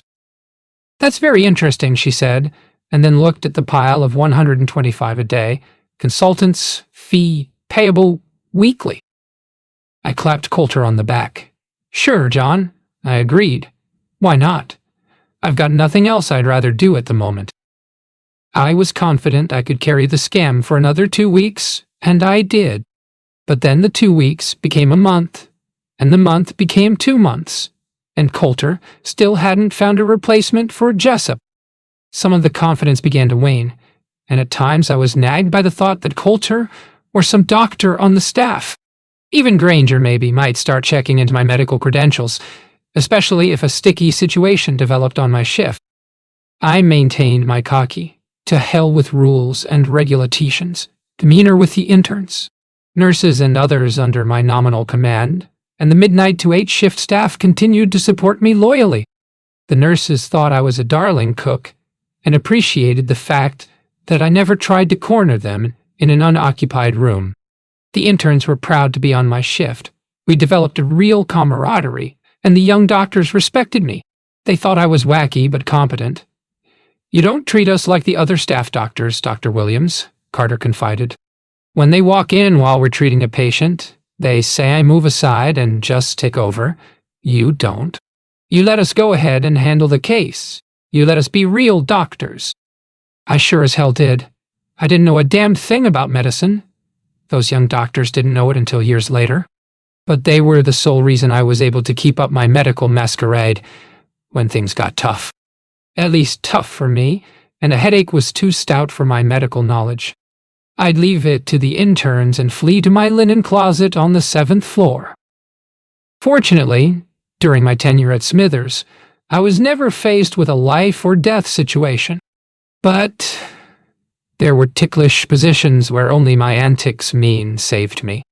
Early one morning, for instance, an obstetrics team nurse sought me out. "Williams, we just delivered a baby." And Dr. Martin was called across the hall to do a cesarean section while we were still tying the cord. He asks if you'd be kind enough to make a routine examination of the child. I couldn't very well refuse. I was chatting with 2 nurses on my shift at the time the request was made. "I'll help you, Dr. Williams," volunteered the one, Jana Stern, a dedicated RN who was attending medical school herself and hoped to be a pediatrician specializing in newborns. She led the way to the nursery, and I reluctantly followed. I had sometimes paused outside the plate glass window of the nursery to look at the tiny, wrinkled newborns in their incubators or box-like bassinets, but I'd never gone inside. They reminded me of so many mewling kittens, and I have always been slightly leery of cats, even little ones. I started to shove open the door of the nursery, and Nurse Stern grabbed my arm. She gasped. "What's wrong?" I asked, looking around desperately for one of my trusty interns. "You can't go in like that," she scolded me. "You have to scrub up and put on a smock and mask. You know that."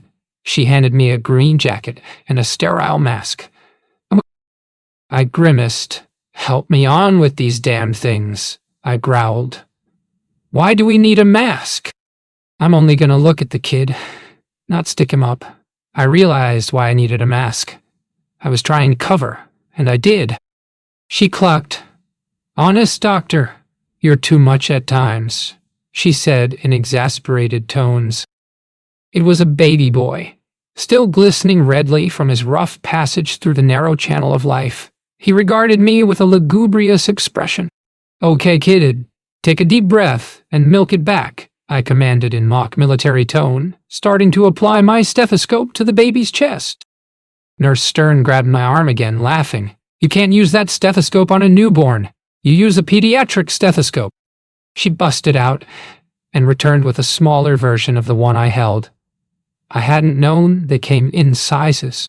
"Will you quit fooling around, please? We've got a lot of work to do." I stepped back and waved at the baby. "Tell you what, doctor, you examine the boy. I'd like to check your style." She rose to the bait. "Well, I can do it," she said, as if I'd insulted her, but still visibly pleased. She applied the stethoscope, then draped it around her neck and proceeded to manipulate the baby's arms, legs, and hips. Peered into his eyes, ears, mouth, and anus, and ran her hands over his head and body. She stepped back and stared at me challengingly. I leaned down and kissed her on the forehead. "Thank you, doctor. You've saved my only son," I said with mock tearfulness. The baby had lost his doleful look. No one is really certain if newborn infants have thoughts or are aware of what is going on around them. No one but me, that is. That kid knew I was a phony. I could see it in his face. I examined several newborns after that. I never knew what I was doing, of course, but thanks to Nurse Stern, I knew how to do it. But I still spent a lot of time in my 7th-floor linen closet. There were times, too, I'm sure, when my tomfool demeanor irked people, like the night, in the 11th month of my impersonation, when a nurse rushed up to the nursing station where I was writing my undecipherable comments on charts. "We've got a blue baby in 608. Come quickly." She was a new nurse, barely a month out of school, and I'd nipped her with one of my practical jokes. Her first night on duty, I'd told her to bring me a bucket of steam to the nursery. I want to sterilize the place. She'd eagerly rushed off to the boiler room, where a helpful intern had steered her. Oddly enough, in the 11 months I'd posed as a doctor, I'd never heard the term blue baby. I thought she was getting back at me. "I'll be right along," I said, "but first I've got to check the green baby in 609. When I made no move, she rushed off, shouting for one of the interns. I stepped around the corner and consulted my medical dictionary. I learned a blue baby was one suffering from cyanosis, or a lack of oxygen in the blood, usually due to a congenital heart defect. I took off for room 608 and was relieved to find one of my interns had bailed me out again. He was adjusting a portable oxygen tent around the infant. "I've called his doctor. He's on his way. I'll handle it till he gets here, if it's all right with you, sir." It was all right with me. The incident shook me. I realized I was playing a role that had reached its limits. I'd been lucky so far, but I suddenly knew some child could die as a result of my impersonation. I determined to seek out Coulter and resign, and I determined not to be swayed by any entreaties. He sought me out instead. "Well, Frank, you can go back to being a playboy," he said cheerfully. "We've got a new resident supervisor. Got him from New York. He'll be here tomorrow." I was relieved. I dropped around the next day to pick up my final paycheck and wasn't at all disappointed when I didn't meet my replacement. I was leaving the hospital when I encountered Jason, the elderly janitor on the midnight to 8 shift. "You're coming to work a little early, aren't you, Jason?" I asked. "Working a double shift today, doctor," said Jason. "If you haven't heard, Jason, I won't be around anymore," I said. They finally found a replacement. "Yes, sir," I heard, said Jason. He looked at me quizzically. "Doctor, can I ask you something?" "Sure, Jason." I liked him. He was a nice old man. He drew a deep breath. "Doctor, you never knowed it, but I always spent my relaxing time up there on the 7th floor. And doctor, for nearly a year now, I've been seeing you go in a linen closet up there. You never go in with anything, and you never come out with anything. I know you don't drink, and, doctor, there ain't nothing in that closet. Nothing. I done searched it a dozen times. Doctor, my curiosity's about to drive me to drink. Just what did you do in that linen closet, doctor? I won't tell nobody, I swear." I laughed and hugged him. "Jason, I was contemplating my navel in that closet. That's all, I swear it." But I know he never believed me. He's probably still inspecting that closet. Chapter 5. A law degree is just an illegal technicality a week after I severed my connection with the hospital. My lease at Balmorhea came up for renewal, and I decided to leave Atlanta. There was no compulsion for me to go. At least I felt none, but I thought it unwise to stay. The fox who keeps to one den is the easiest caught by the terriers, and I felt I had nested too long in one place. I knew I was still being hunted, and I didn't want to make it easy for the hounds. I later learned that my decision to leave Atlanta was an astute one. About the same time, in Washington, D.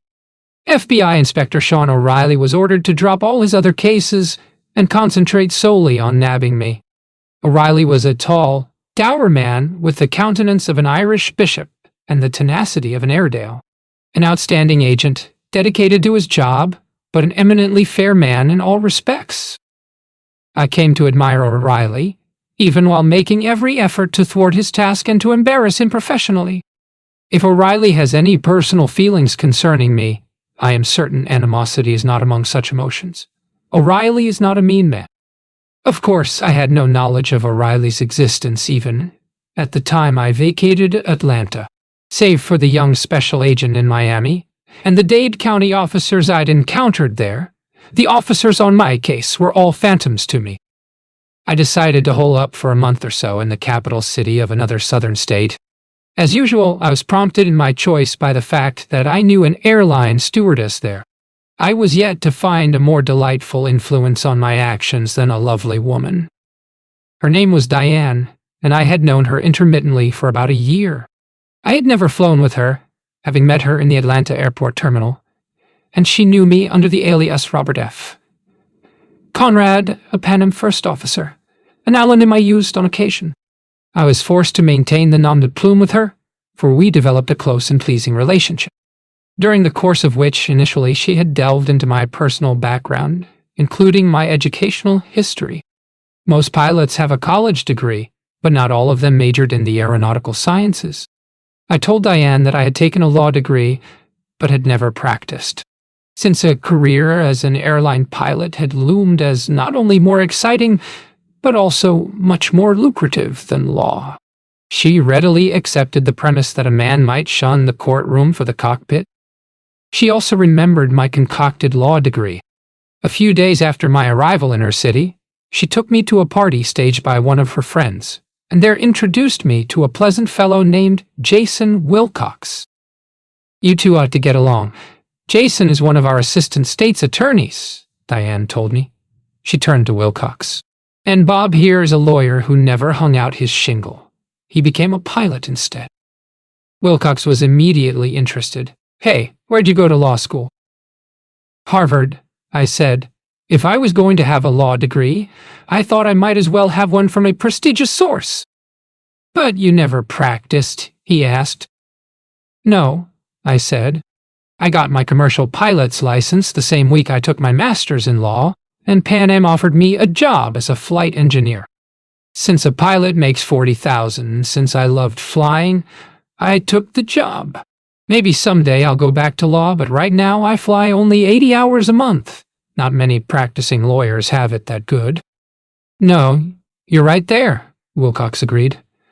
"Where do you fly to? All over the world, I guess." I shook my head. "I'm not flying at the moment," I said. "I've been furloughed. The company made a personnel cutback last month, and I didn't have seniority. It may be 6 months or a year before they call me back. Right now, I'm just loafing, drawing unemployment. I like it. Wilcox studied me with bemused eyes. How'd you do at Harvard? He asked. I felt he was leading up to something. Pretty well, I guess, I replied. I graduated with a 3.8 average. Well, the Attorney General is looking for lawyers for his staff, Wilcox replied. In fact, he's really in a bind. Why don't you take the bar here and join us? I'll recommend you. The job doesn't pay an airline pilot's salary, of course, but it pays better than unemployment. And you'll get in some law practice, which sure as hell couldn't hurt you. I almost rejected his proposal outright, but the more I thought about it, the more it intrigued me. The challenge again. I shrugged. What would it entail for me to take the bar examination in this state? I asked. Not much, really, said Wilcox. Just take a transcript from Harvard over to the state bar examiner's office and apply to take the bar. They won't refuse you. Of course, you'd have to bone up on our civil and criminal statutes, but I've got all the books you'd need. Since you're from another state, you'll be allowed 3 cracks at the bar here. You shouldn't have any trouble. A transcript from Harvard.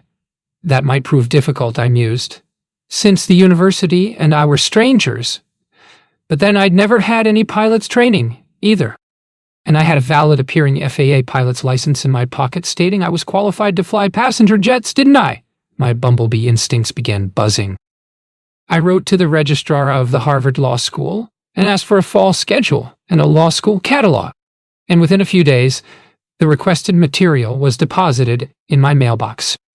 The catalog listed all the courses necessary for a Doctor of Law from Harvard, and it also boasted some lovely logos and letterheads. But I still didn't have the foggiest notion of what a college transcript looked like. Diane was an Ohio University graduate who had majored in business administration. I casually engaged her in a conversation revolving around her student years. She had been heavily involved in campus activities, it developed. Something of a playgirl in college. You must not have done much studying, I said jestingly. Oh, yes, I did, she maintained. I had a 3.8 average. In fact, I was on the dean's list my senior year. You can have fun and still make good grades, you know. Ah, come on. I don't believe you had that kind of average. I'd have to see your transcript to believe that, I protested. She grinned. Well, smart ass. I just happened to have one, she said, and returned from her bedroom a few minutes later with the document. The transcript consisted of 4 legal-sized sheets of lined paper and was in fact a certified photocopy of her 4 years of college work, attested to and notarized by the registrar. The first page was headed by the name of the university in large, bold letters, beneath which appeared the state seal of Ohio. Then came her name, the year she had graduated, the degree she had received in the College of Business Administration, awarding the degree. The remainder of the pages was filled, line by line, with the courses she had taken, the dates, the hours of credit she had accumulated, and her grades. A grade average was given at the end of each year, and a final entry noted her overall average, 3. In the bottom right-hand corner of the last page was the Ohio University seal, with a notary's seal superimposed and bearing the signature of the school registrar. I committed the structure of the transcript to memory, absorbing it as a sponge absorbs water before handing it back. Okay, you're not only sexy, you're also brainy, I said in mock apology. I went shopping the next day at a graphic arts supply house, a stationery store, and an office supply firm, picking up some legal-sized bond paper, some layout material, some press-on letters in several different typefaces, some artists' pens and pencils, an X-Acto knife, some glue and a right-angle ruler, some gold seals, and a notary's press. I started by simply cutting out the Harvard Law School logo and pasting it at the top of a piece of bond paper. I then affixed the school seal, also filched from the catalog, beneath the school heading. Next, I filled in my name, year of graduation, degree, and then, using the right angle and a fine artist's pen, I carefully lined several pages of the legal-sized bond. Afterward, using block press-on letters, I carefully entered every course required for a law degree from Harvard, my electives, and my fictitious grades. Since Wilcox might see the transcript, I gave myself a 3-year overall grade average of 3. The finished, pasted-up product looked like leavings from a layout artist's desk. But when I ran the pages through a do-it-yourself copying machine, it came out beautifully. It had all the appearances of something coughed out by a duplicating computer. I finished the 6-page counterfeit by attaching a gold seal to the bottom of the last page and impressing over it, in a deliberately blurred manner, the notary stamp, which I filled in by hand using a heavy pen, and signing with a flourish the name of the Harvard Law School registrar, noting below the forgery that the registrar was also a notary. Whether or not it resembled an actual Harvard transcript, I didn't know. The acid test would come when I presented the phony document to the State Bar Examiner's office. Wilcox had been practicing law for 15 years, and had been an assistant state's attorney for 9 years. He also had a wide acquaintance among the state's lawyers. He said I was the first Harvard graduate he'd ever met.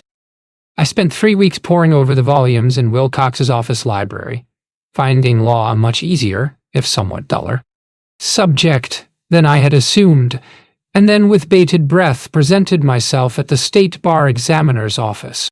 A law student acting as a clerk in the office leafed through my fake transcript, nodded approvingly, made a copy of the phony instrument, and handed my original counterfeit back to me, along with an application to take the bar examination.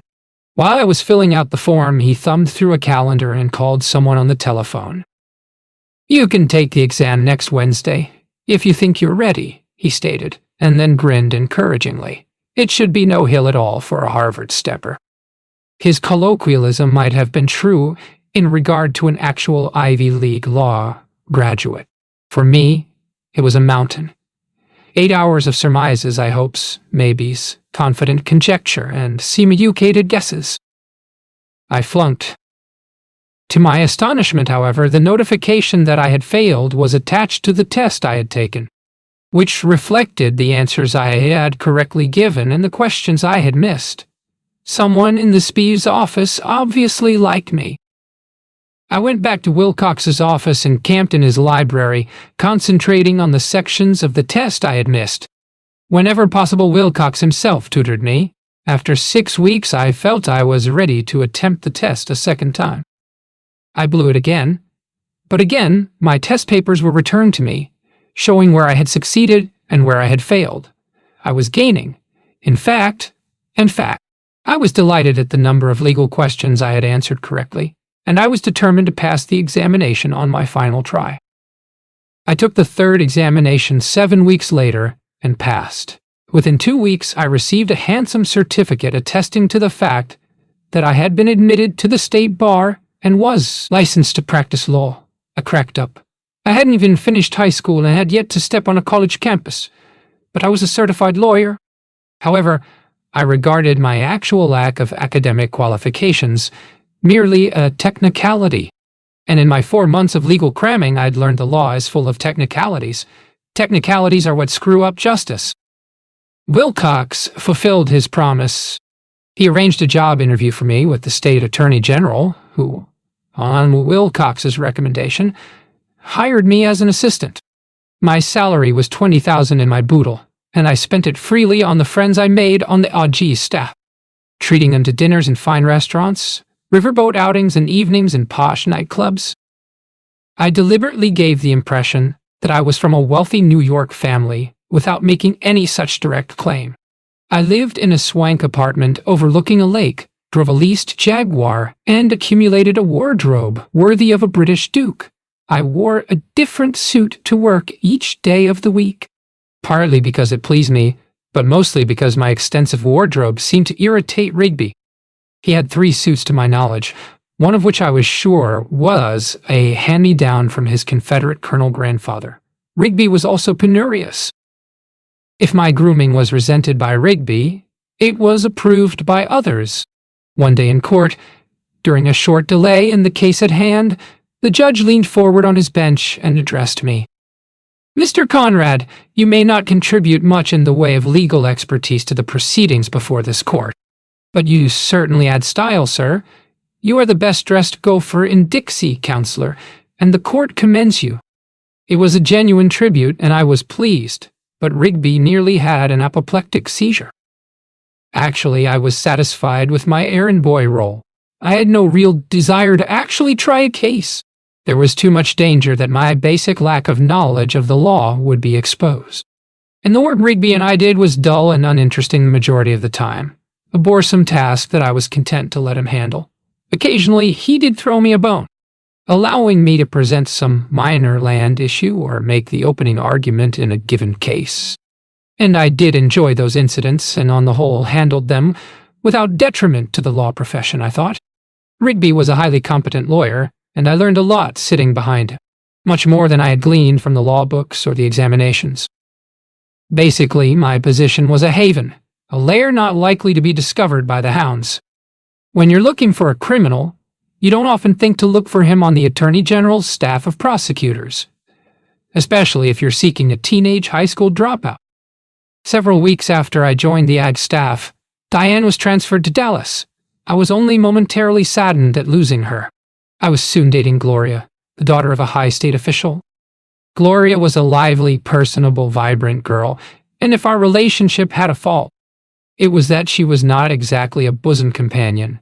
But I was learning that a woman can also be delightful with her clothes on. Gloria was a member of a staunch Methodist family, and I often squired her to church, with the understanding that I was not a candidate for conversion. It was a gesture of interdenominational respect on my part that was appreciated by her parents, and actually I enjoyed it. In fact, I formed a close friendship with the young pastor of the church, and he persuaded me to become involved in the church's youth program.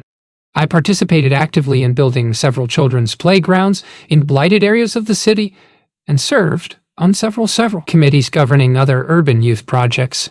It was an odd pastime for a con man, but I had no real sense of hypocrisy. For the first time in my life, I was giving unselfishly of myself, with no thought of any return, and it made me feel good. A sinner toiling in the vineyards of the church, however, no matter how worthy his labors, shouldn't put in too much overtime.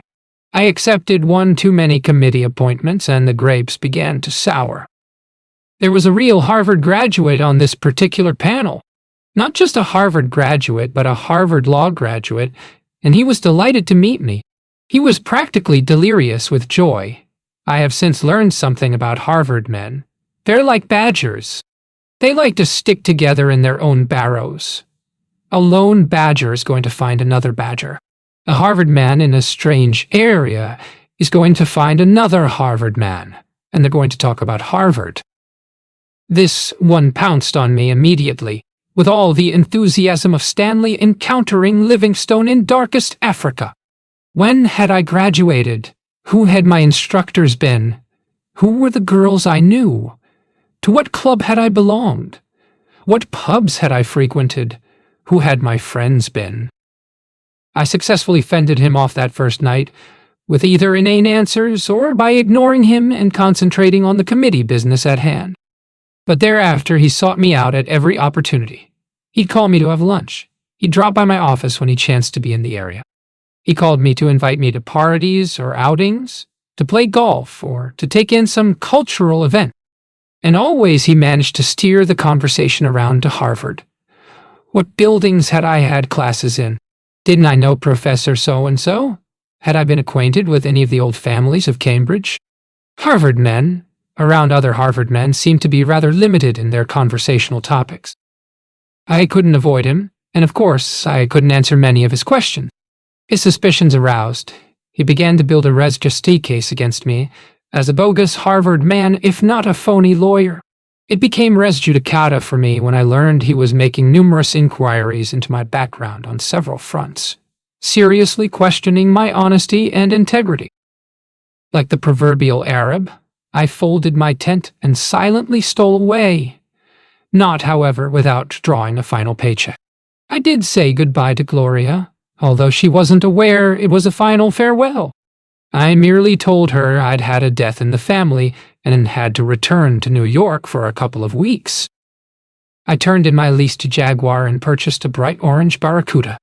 It wasn't the most inconspicuous set of wheels for a wanted fugitive to drive, but I liked it and I wanted it, so I bought it. I justified the action by telling myself that since the car, if not the driver, was cool, it would probably prove a wise investment. Largely, it was an astute move. For in the past I had simply rented cars and then abandoned them at airports when I was through with them, and O'Reilly, unknown to me, was making good use of this practice to compile a pattern of my movements. I had posed as a doctor for nearly a year. I had played the role of lawyer for 9 months. While I was hardly leading a straight life during those 20 months, I hadn't passed any bad checks or done anything else to attract the attention of the authorities, provided Rigby or the Edge himself didn't press the issue of my sudden departure from my post as Assistant Attorney General. I felt justified in assuming I was not the object of any pressing manhunt. And I wasn't, save for O'Reilly's dogged efforts, and despite his persistence, he was as yet following a cold trail. I attempted to keep it that way, since I was still in no bind for funds.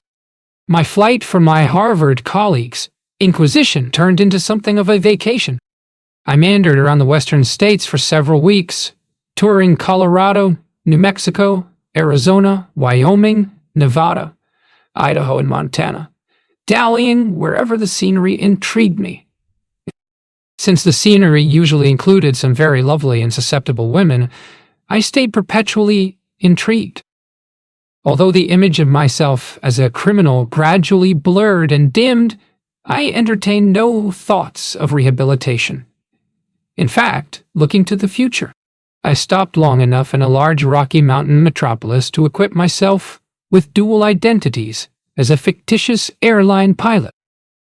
Using the same procedures that had enabled me to assume the alias of Frank Williams, a first officer for Pan Am, I created Frank Adams, an alleged co-pilot for Transworld Airways, complete with uniform, sham ID, and counterfeit FAA pilot's license. I also assembled a set of duplicitous credentials that would allow me, in my posture as Frank Williams, to be a pilot for either Pan Am or TWA. Shortly afterward, I was in Utah, a state notable for not only its spectacular geography and Mormon history, but also for its proliferation of college campuses, having purloined a couple of college degrees. I thought it only fair that I at least acquaint myself with a university campus, and so I visited several Utah colleges, strolling around the grounds and taking in the academic sites, especially the co-eds. There were so many lovely girls on one campus that I was tempted to enroll as a student. Instead, I became a teacher.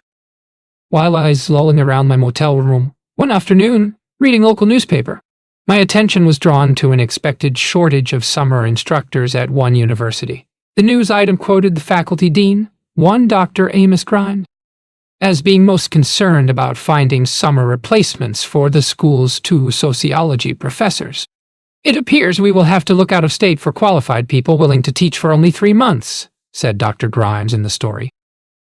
A vision of myself ensconced in a classroom with a dozen or so nubile beauties took hold of my imagination, and I couldn't resist. I rang up Dr. Grimes. "Frank Adams here," I said briskly. "I have a Ph.D. in sociology from Columbia University in New York. I'm visiting here, doctor, and I see by the newspaper that you're looking for sociology instructors." "Yes, we're definitely interested in finding some people," Dr. Grimes replied cautiously.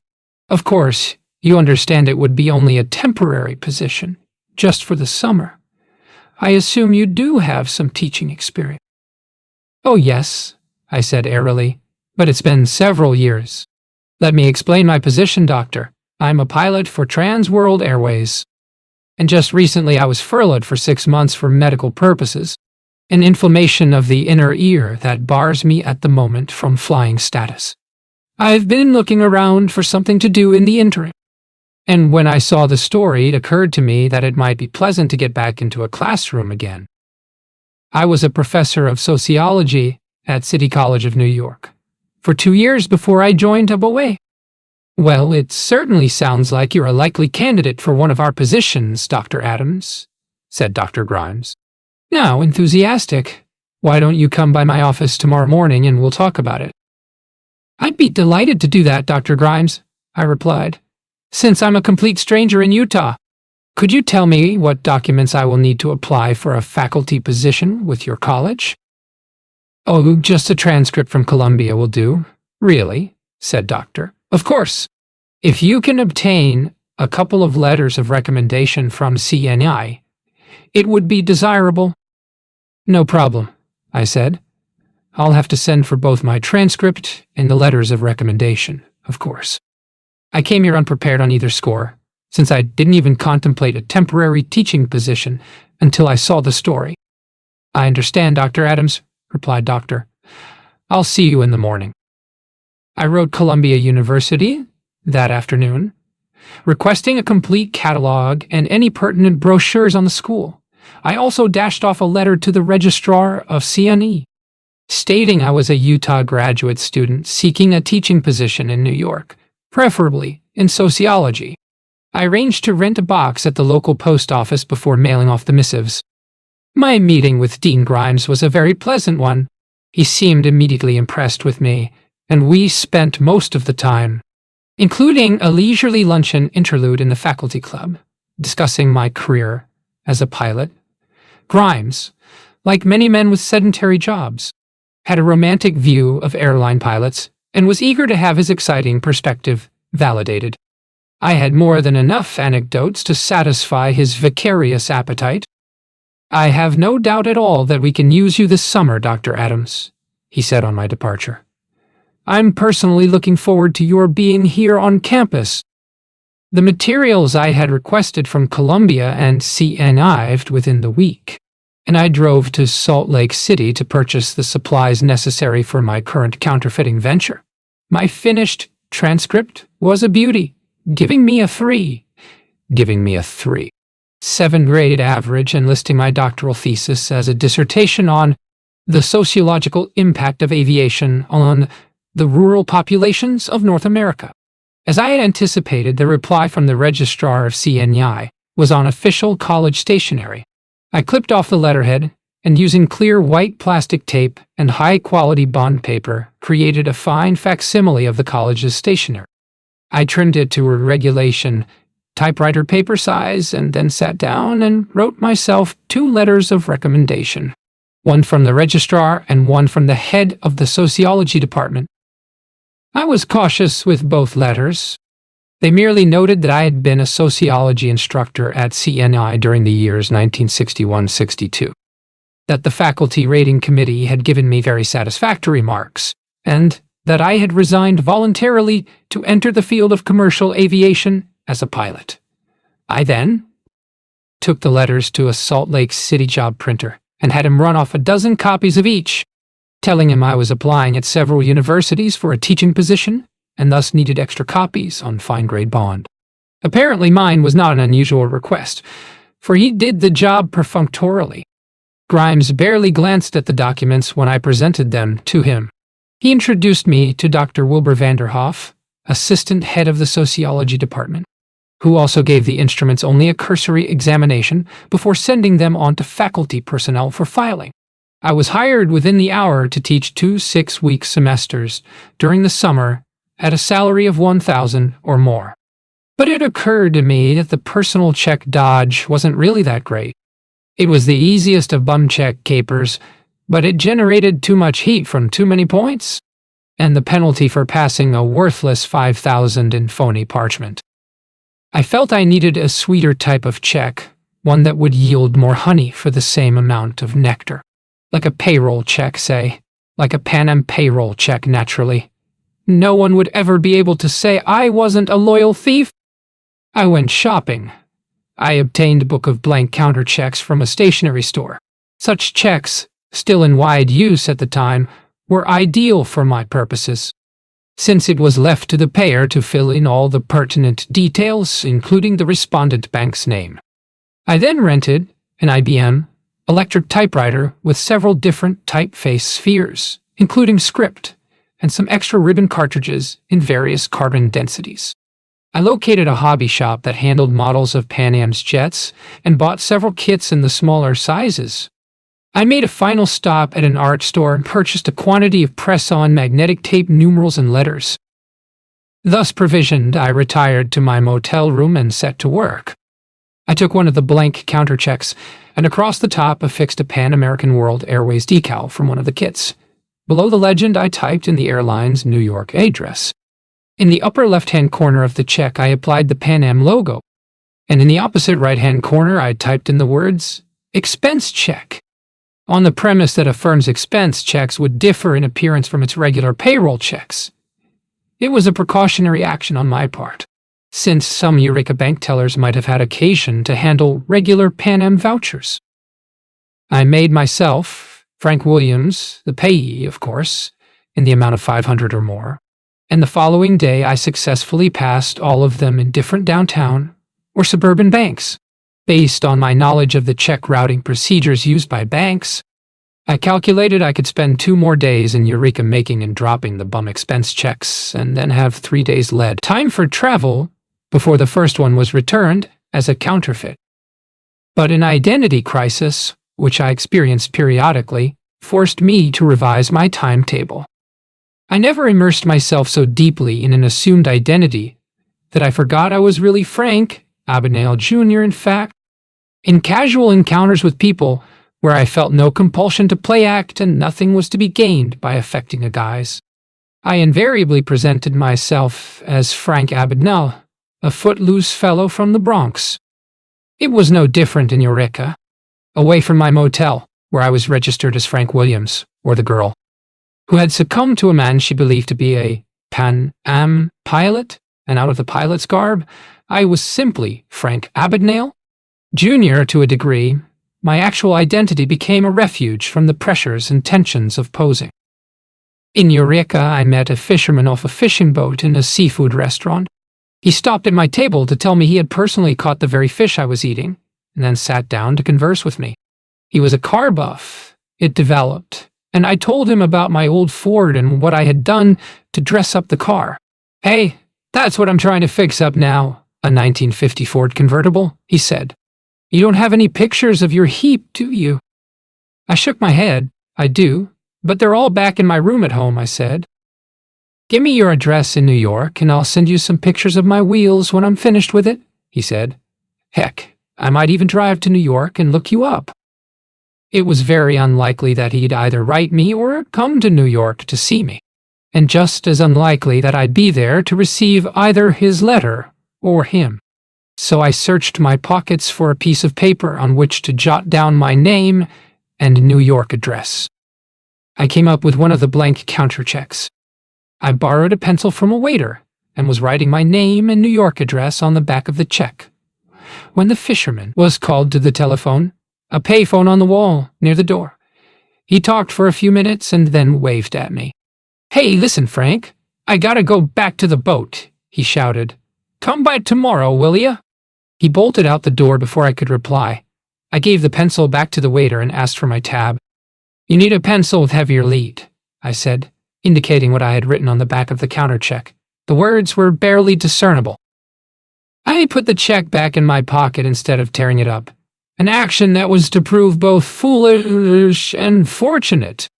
Back in my room, I dropped it on top of the open book of counter checks, changed clothes, and called the girl. We spent a pleasant evening at a fine restaurant in the tall redwoods somewhere outside of Eureka. It was such a pleasant evening that I was still recalling it early the next morning, when I sat down to create 3 more phony Pan Am checks. There were only 3 banks left in and around Eureka that didn't have one of my artistic frauds, and I didn't want to slight any of the 3. I was caught up in my new scheme.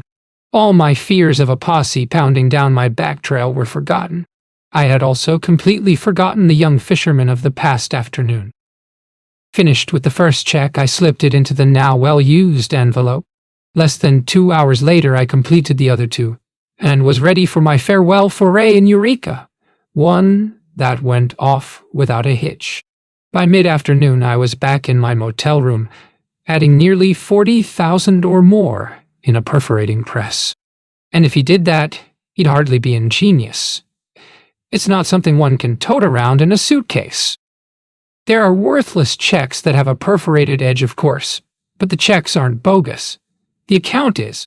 In every instance where I passed a personal check, I was actually passing an insufficient check. Whenever I went off on a personal check passing tangent, I would first open up a legitimate checking account, using a phony name in order to get 50 to 100 personalized checks. And as mentioned previously, the first one or two I wrote were usually good. After that, I was flying kites. I said earlier that the good check swindler is really operating a numbers game, and he is. All checks, whether personal or business, have a series of numbers in the lower left-hand corners, just above the bottoms. Take a personal check that has the numbers 1,000, 130, 100,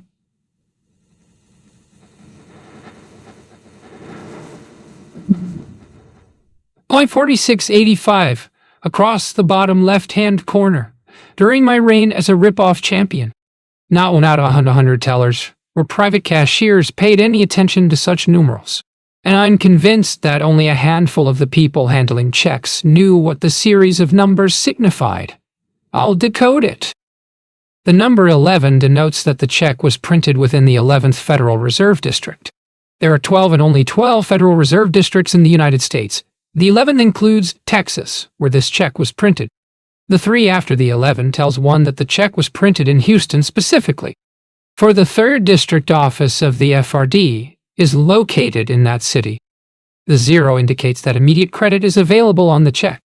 In the middle series of numbers, the 0 identifies the clearinghouse, Houston, and the 119 is the bank's identification number within the district. The 546.85 is the account number assigned the customer by the bank. How does that knowledge benefit a check counterfeiter? With a bundle in his swag and a running head start, that's how. Say such a man presents a payroll check to a teller or cashier for payment. It is a fine-looking check issued by a large and reputable Houston firm, payable at a Houston bank, or so it states on the face of the chit. The series of numbers in the lower left-hand corner, however, starts with the number 12. But the teller or cashier doesn't notice that, or if he does, he is ignorant of the meaning of the numbers. A computer isn't. When the check lands in the clearinghouse bank, usually the same night, a computer will kick it out, because while the face of the check says it's payable in Houston, the numbers say it's payable in San Francisco, and bank computers read only numbers. The check, therefore, is sorted into a batch of checks going to the 12th District, San Francisco in this instance, for collection. In San Francisco, another computer will reject the check because the bank identification number doesn't jibe. And at that point, the check lands in the hands of a clearinghouse bank clerk.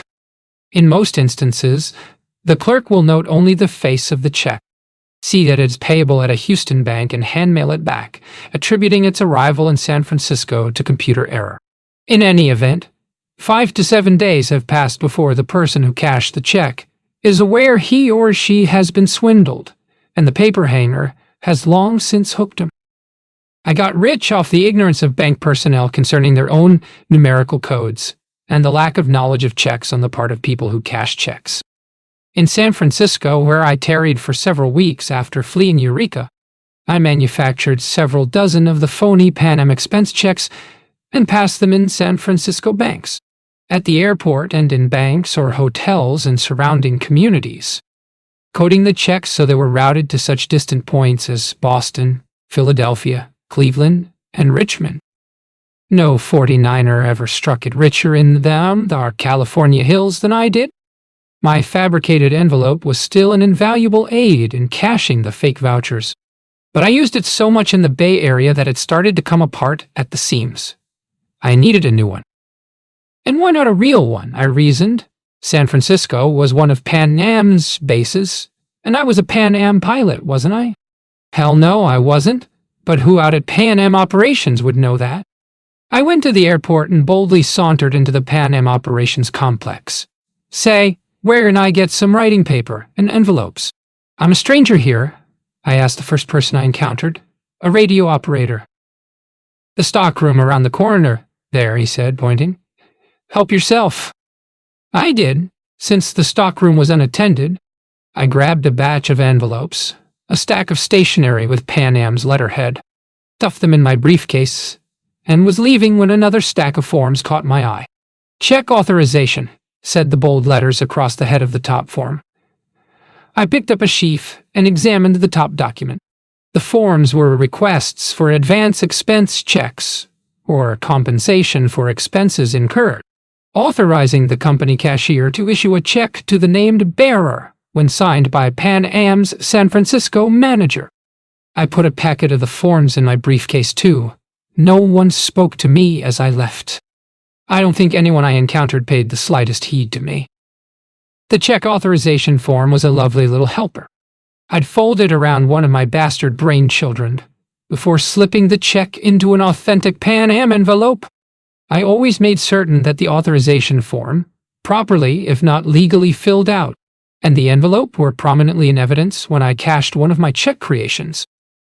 One day, I returned from foraging among Berkeley's money houses to find there was no room in either my suitcase or my duffel bag for clothes. They were both full of loose bills. I was stealing faster than I could spend. I took 80,000 or 100 bills from which I peeled the hotel charge. A big roll in Vegas is like pocket change in Peoria, I soon learned. I intended Las Vegas to be just an R&R stop.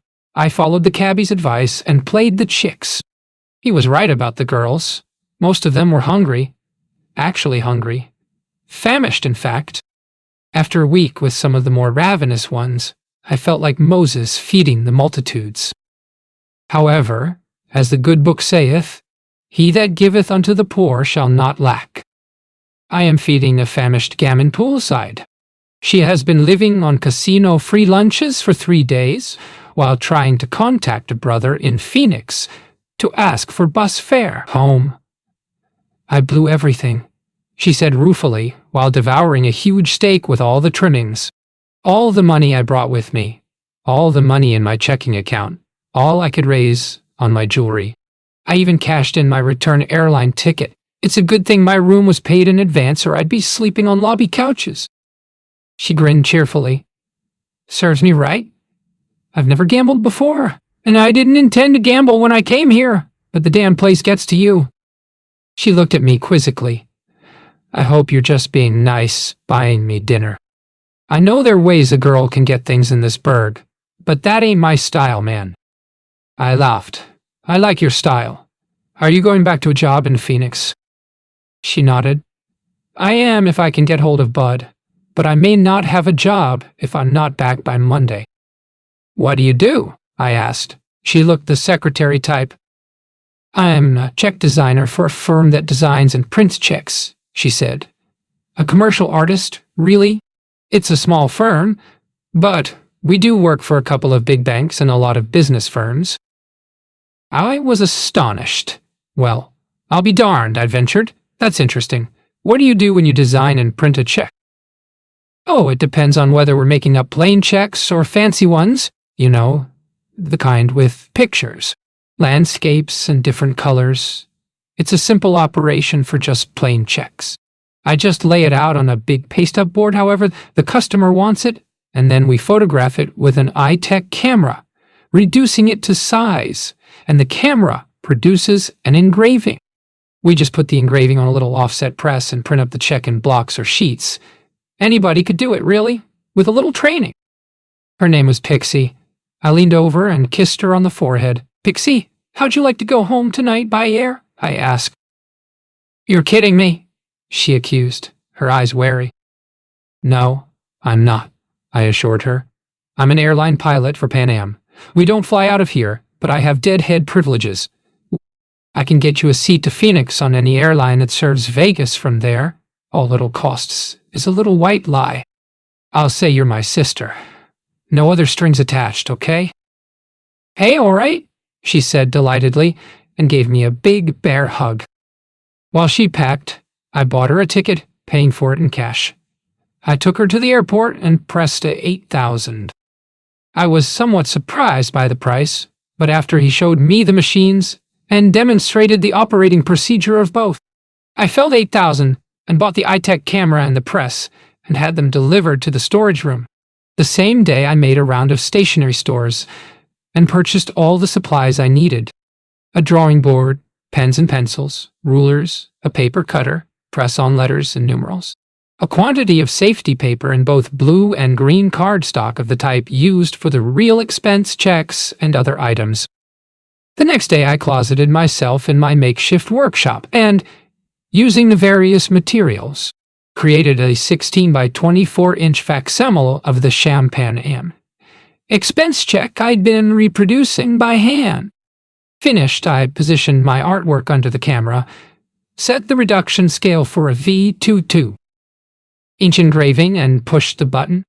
Within minutes I was fitting the plate around the drum of the press and printing sample copies of my invention. I was astonished and delighted.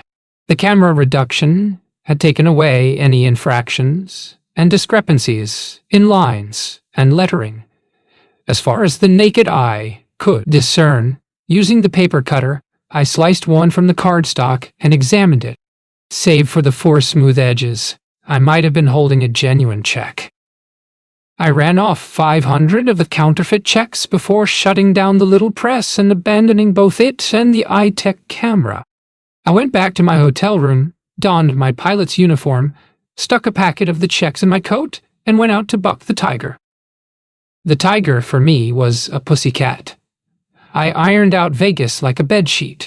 That afternoon and night, and the following day, I hit nearly 100 casinos, bars, hotels, motels, nightclubs, and other gambling spots, and in Vegas almost any place you walk into offers some kind of action. There are slot machines in the grocery stores. No cashier showed the slightest hesitation about cashing one of my phony checks. Would you cash this and give me 50 in markers and the balance in cash? For appearance's sake, I'd usually stay in a casino for 20 or 30 minutes, playing the tables, before hitting the next place, and much to my amusement, I whacked out the casinos that way too. I came out 1,600 playing blackjack. Without the slightest inkling of the game, I picked up 2,100 at the dice tables. In all, I murdered Vegas for 1,000 deposit, when I told the lesser I'd probably be using the car several weeks. I had it for nearly 3 months. As a matter of fact, I made a leisurely, meandering tour of the Northwest and Midwest, maintaining the pose of an airline pilot on vacation and alternating in the role of Frank Williams and Frank Adams, since I didn't want to leave the hounds a trail that could be too easily followed. I didn't exactly scatter my counterfeits like confetti, but I did stop to make a score now and then. I picked up 2,000 in Billings, 18,000 before ending up in Chicago, where I simply parked the Cadillac and walked away. I decided to hole up in Chicago for a while and give some serious thought to the future, or at least where I wanted to spend a great deal of the future. I was again entertaining the idea of fleeing the country. I wasn't too concerned about my immediate security, but I knew that if I continued to operate in the EU, it would be only a matter of time before I was nabbed. The principal problem I faced in trying to leave the country, of course, was obtaining a passport. I couldn't apply for one in my own name since blabbing to Rosalie, and by now the authorities must have linked Frank Williams and Frank Adams to Frank Abagnale Jr. I mulled the situation as I went about settling in Chicago, but as things turned out, I didn't have too much time for mulling. I leased a nice apartment on Lakeshore Drive, using the name Frank Williams. I did so primarily because I was out of personalized checks, and I always liked to have a supply in my possession. A lot of motels, I had learned, would not cash a company check, but would accept a personal check in the amount of the bill or in cash amounts up to 500. I identified myself as a Pan Am pilot and gave as my address for the checks that of a mail service firm in New York, to which I'd recently subscribed as another means of covering my trail. But I want my checks and my monthly statements mailed to this address. I instructed the bank officer who handled the transaction, giving him my Lakeshore Drive address. You see, the reason I want an account here is because I'm in and out of Chicago all the time on company business, and it's much more convenient to have an account in a local bank. The bank officer agreed. You'll receive your regular checks in about a week, mister. In the meantime, here's some temporary checks you can use. He said, a great asset for a con man, I've said. I had observed a very lovely teller when I entered the bank. Her image remained in my mind after I left the bank, and when she persisted in my thoughts over the next few days, I determined to meet her. I returned to the bank several days later, on the pretext of making a deposit, and was filling out a deposit slip I had taken from a counter in the middle of the lobby when an even higher power of observation took command of my mind. In the lower left-hand corner of the deposit slip was a rectangular box for the depositor's account number. I never filled in the box, for I knew it wasn't required. When a teller put a deposit slip in the small machine in his or her cage, in order to furnish you with a stamped receipt, the machine was programmed to read the account number first. If the number was there, the amount of the deposit was automatically credited to the account holder. But if the number wasn't there, the account could still be credited using the name and address, so the number wasn't necessary. There was a fellow beside me filling out a deposit slip. I noticed he neglected to give his account number. I dawdled in the bank for nearly an hour and watched those who came in to deposit cash, checks, or credit card vouchers. Not 1 in 20, if that many, used the space provided for his or her account number. I forgot about the girl. I surreptitiously pocketed a sheaf of the deposit slips, returned to my apartment, and, using press-on numerals matching the typeface on the bank forms, filled in the blank on each slip with my own account number. The following morning, I returned to the bank and just as stealthily put the sheaf of deposit slips back in a slot atop a stack of others. I didn't know if my ploy would succeed or not, but it was worth a risk. 4 days later, I returned to the bank and made a 42,876. 45, Mr. Williams, she said. Just before the bank closed, I returned and drew out 38,000 lei of fraudulent checks. Spent 3 days hanging around the necks of banks and hotels on the islands of Oahu, Hawaii, Maui, and Kauai, and then jetted to New York. It was the first time I'd been back in New York since hitting the Paperhangers Trail, and I was tempted to call Mom and Dad and maybe even see. I decided against any such action, however, as much from shame as anything else. I might return home a financial success beyond either Mom's or Dad's comprehension, but mine was not the kind of success either of them would appreciate or condone. I stayed in New York just long enough to devise a new scam. I opened a checking account in one of the Chase Manhattan branches, and when I received my personalized checks, in the name of Frank Adams with the address of an East Side flat I'd rented, I flew to Philadelphia and scouted the city's banks. I selected one with an all-glass front, enabling prospective depositors to see all the action inside and providing the bank officers, whose desks lined the glass wall, with a good view of the cash inflow. I wanted them to have a very pleasant view of me. So I arrived the next morning in a Rolls-Royce driven by a chauffeur I had hired for the occasion. As the chauffeur opened the door for me, I saw one of the bank officers had indeed noticed my arrival. When I entered the bank, I walked directly to him. I had dressed befitting a man with a chauffeured Rolls-Royce, custom-tailored three-piece suit in pearl gray, $100 Homburg and alligator belly. And the look in his eyes told me the young banker recognized my grooming as another indication of wealth and power. "Good morning," I said briskly, taking a seat in front of his desk. "My name is Frank Adams, Adams Construction Company of New York. We'll be doing 3 construction projects here during the year, and I want to transfer some funds here from my New York bank. I want to open a checking account with you people." "Yes, sir," he replied enthusiastically, reaching for some forms. "Will you be transferring all your funds here, Mr. As far as my personal funds are concerned, yes," I said. "I'm not sure about the company funds as yet, and won't be until I look closer at the projects. But in any event, we'll want to place a substantial amount here." "Well, for your personal account, Mr. Adams, all you have to do is write me a check for the remaining balance in your New York bank, and that will close that account out." "Is that all?" I said, feigning surprise. I didn't realize it was that simple.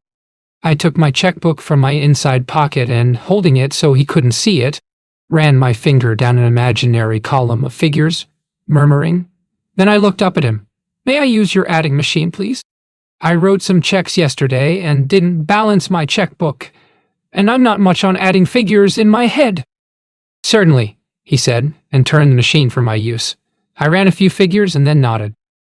Well, I make my balance 17,000. I'll be going back to New York on occasion, and I'd like to maintain a small balance there.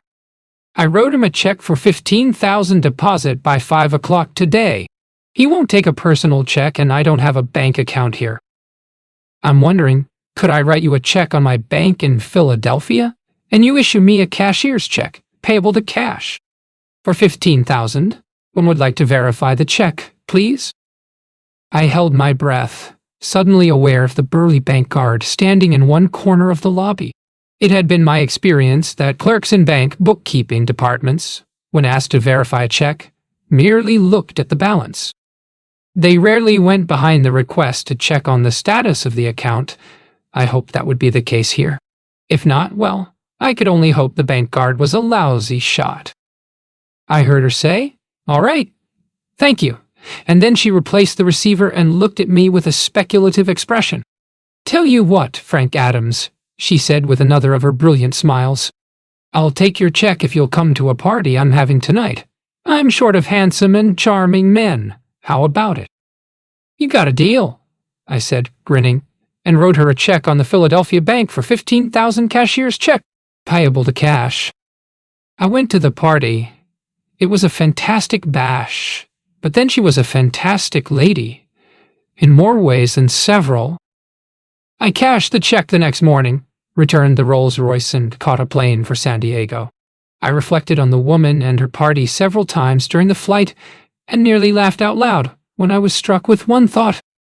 I wondered what her reaction would be when she learned she'd treated me to 2 parties on the same day, and the one had been a real cash ball. Chapter 7. How to Tour Europe on a Felony a Day. I developed a scam for every occasion, and sometimes I waived the occasion.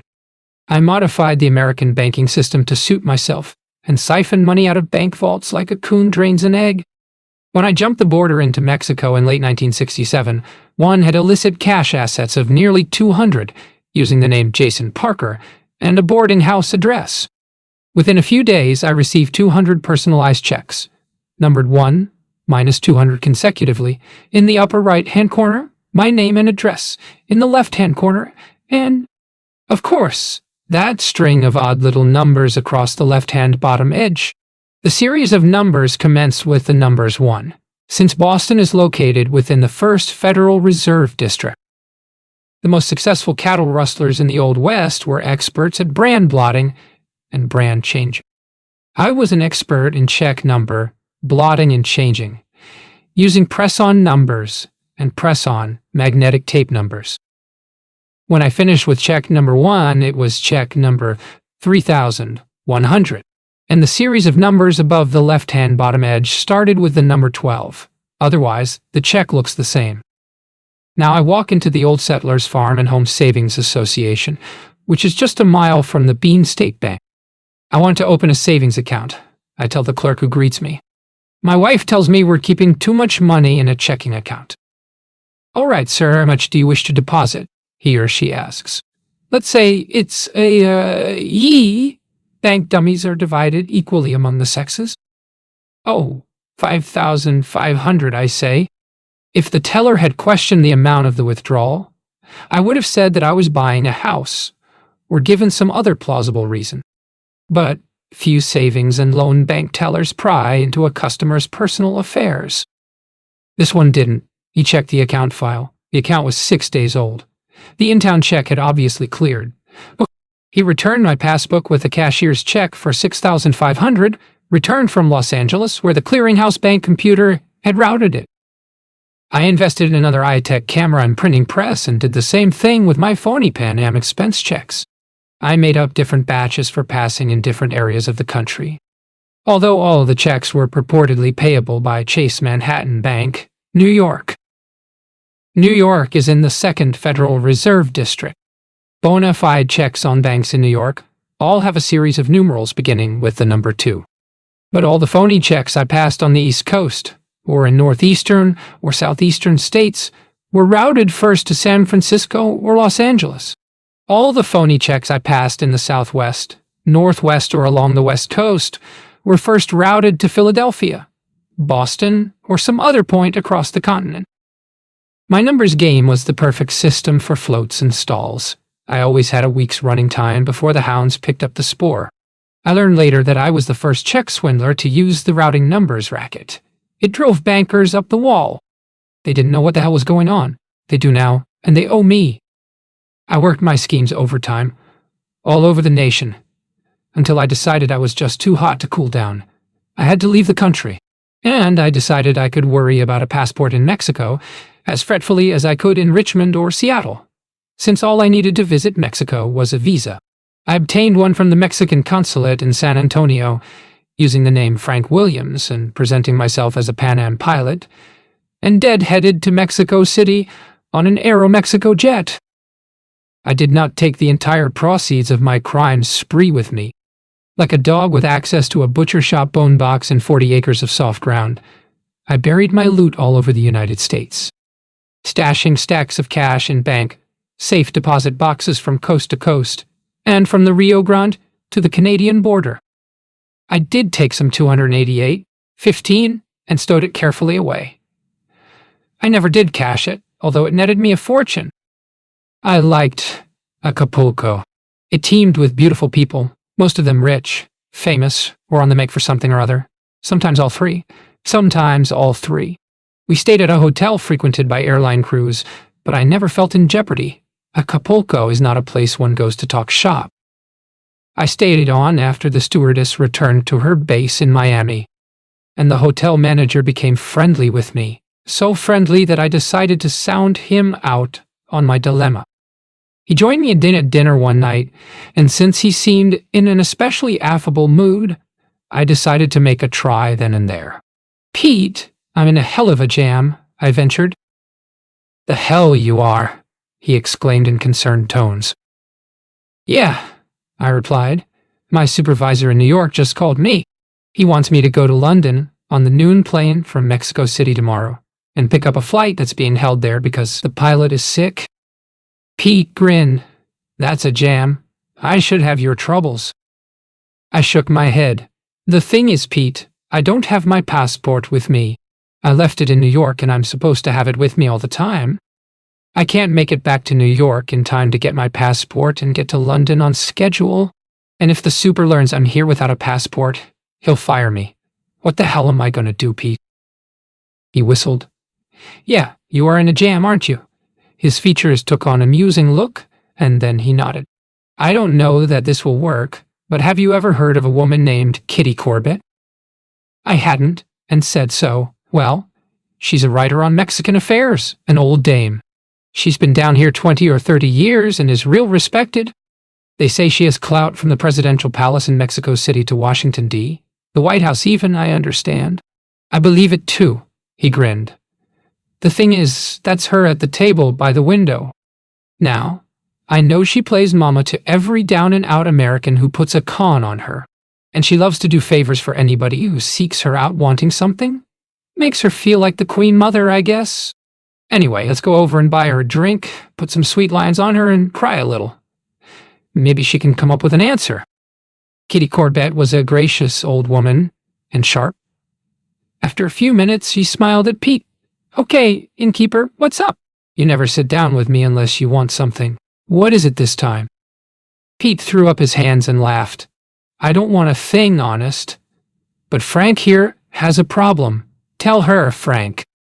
I told her virtually the same story I'd put on Pete, except I went a little heavier on the melodrama. She looked at me when I finished. "You need a passport real bad, I'd say," she commented. "Trouble is, you've got one. It's just in the wrong place. You can't have two passports, you know. That's illegal." "I know," I said, grimacing. "That worries me too. But I can't lose this job. It might be years before another airline picked me up, if at all. I was on Pan Am's waiting list for 3 years." I paused, then exclaimed, "Flying jetliners is all I ever wanted to do." Kitty Corbett nodded sympathetically, lost in thought. Then she pursed her mouth. "Pete, get me a telephone over here." Pete signaled, and a waiter brought a telephone to the table and plugged it into a nearby wall jack. Kitty Corbett picked it up, jiggled the hook, and then began talking to the operator in Spanish. It required several minutes, but she was put through to whomever she was calling. "Kitty Corbett here," she said. "Listen, I've got a favor to ask." She went on and detailed my predicament, and then listened as the party on the other end replied. "I know all that, Sonia," she said, "and I've got it figured out. Just issue him a temporary passport, just as you would if his had been lost or stolen. Hell, when he gets back to New York, he can tear up the temporary passport, or tear up the old one and get a new one." She listened again for a minute, then held her hand over the receiver and looked at me. "You don't happen to have your birth certificate with you, do you?" "Yes, I do," I said. "I carry it in my wallet. It's a little worn, but still legible." Kitty Corbett nodded and turned again to the phone. "Yes, Sonia, he has a birth certificate. You think you can handle it. You're a love, and I owe you. See you next week." She hung up and smiled. "Well, Frank, if you can get to the American consulate in Mexico City by 10 o'clock tomorrow, Sonia Gunderson, the assistant consul, will issue you a temporary passport. You've lost yours, understand? And if you tell anyone about this, I'll kill you." I kissed her and ordered a bottle of the best champagne. I even had a glass myself. Then I called the airport and found there was a flight leaving in an hour. I made a reservation and turned to Pete. "Listen, I'm going to leave a lot of my stuff here. I don't have time to pack. Have someone pack what I leave and store it in your office, and I'll pick it up in a couple of weeks, maybe sooner. I'm going to try and come back through here." I stuffed one suitcase with my uniform and one suit and my money. Pete had a cab waiting when I went down to the lobby. I really liked the guy, and I wished there was some way to thank him. I thought of a way. I laid one of my phony Panem checks on him. On the hotel he managed, anyway. I cashed another one at the airport before boarding the flight to Mexico City. In Mexico City, I stowed my bag in a locker after changing into my Pan Am pilot's garb and walked into Miss Gunderson's office at 10:45 a.m. Sonia Gunderson was a crisp, starched blonde, and she didn't waste any time. "Your birth certificate, please?" I took it from my wallet and handed it to her. She scanned it and looked at me. "I thought Kitty said your name was Frank Williams. This says your name is Frank Abagnale, Jr." I smiled. "It is. Frank William Abagnale, Jr., you know, Kitty. She had a little too much champagne last night. She kept introducing me to all her friends as Frank Williams, too, but I thought she gave you my full name." "She may have," agreed Miss Gunderson. "I had trouble hearing a lot of what she said. These damned Mexican telephones. Anyway, you're obviously a Pan Am pilot, and part of your name is Frank William, so you must be the one." As instructed, I'd stopped and obtained two passport-sized photographs. I gave those to Miss Gunderson and walked out of the consulate building 15 minutes later with a temporary passport in my pocket. I went back to the airport and changed into a suit and bought a ticket for London at the British Overseas Airways counter. Paying cash, I was told the flight was delayed. It wouldn't depart until 7 that evening. I changed back into my pilot's uniform and spent 6 hours papering Mexico City with my decorative duds. I was 1900. Sent from your New York office, and I don't have an invoice to match the payment notation. I replied, "I can't find any record of having handled anything for you people. You got any idea what this check's for?" "Well, not right offhand, mister. You sure the check's from us?" "Well, it seems to me it is," I said.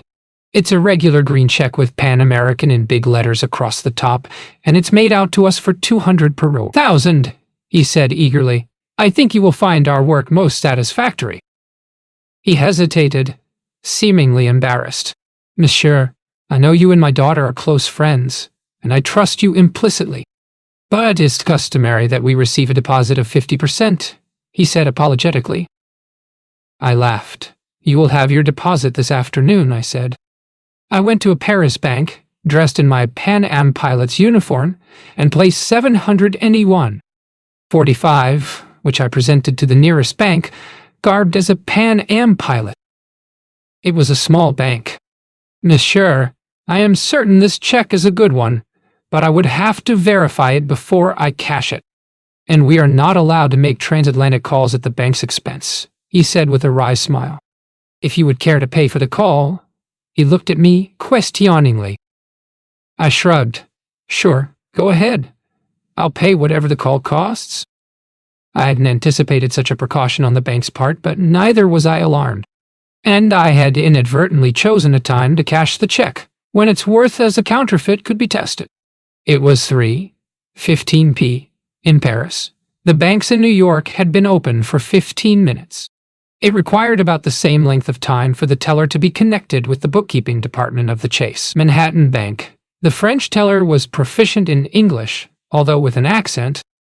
I have a check here, presented by a Pan-American pilot, drawn on your bank in the amount of $8.92 for the telephone call. All things considered, it was not an unreasonable service charge. I showered Paris and its suburban environs with the bogus checks and rented a safe deposit box for a 5-year period paid in advance in which to store my loot. Very rarely was a check questioned, and then it was only a matter of verification, and if the banks in New York were closed, I would return to the bank when they were open. Only once did I experience a tense moment. Instead of calling Chase Manhattan, one teller called Pan Am's business office in New York. Not once was my assumed name mentioned, but I heard the teller give the name of the bank, the account number, and the name of the Pan Am comptroller. Pan Am must have verified the check, for the teller paid it. I was astonished myself at the ease and smoothness of my new operation. My God, I was now having my fictitious checks cleared by telephone and by Pan Am itself.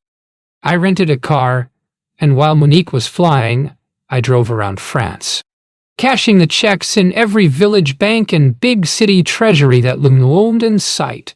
I have never verified the suspicion, but I often thought in later months and years that the reason I was so successful with those particular Pan Am checks was because Pan Am was paying them.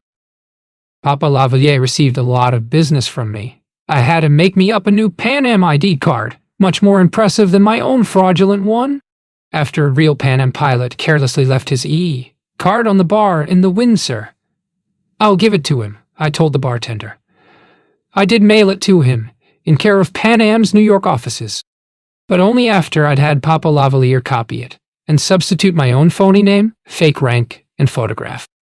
I had told the Lavaliers that I was in Paris as a special representative of Pan Am, doing public relations for the firm.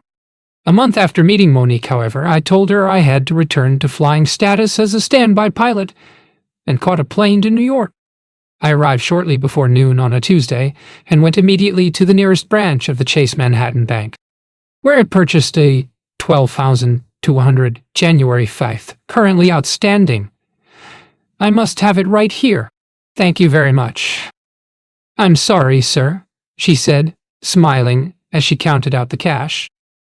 That's all right, I said. And you should never apologize for doing your job well. I meant it too.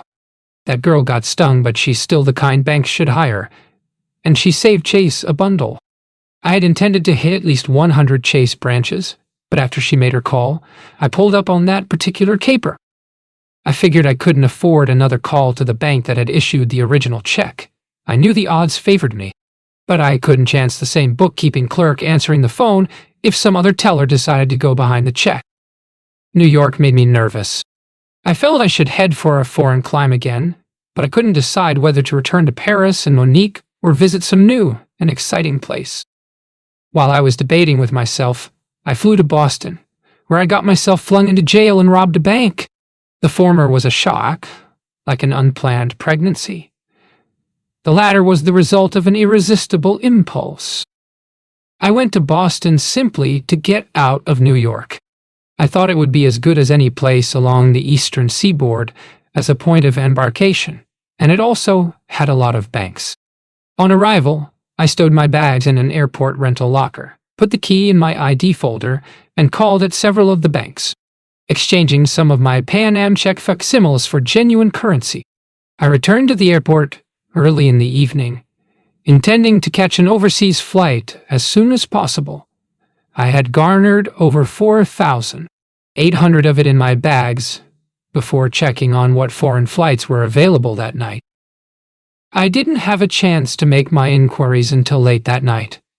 Turning away from the locker, I encountered a pretty Allegheny Airlines stewardess from my embryo days as a pilot without portfolio. "What a neat surprise," she exclaimed. Naturally, we had to have a reunion. I didn't get back to the airport until after 11 p. And by then I'd decided to go to Miami and make an overseas connection from there.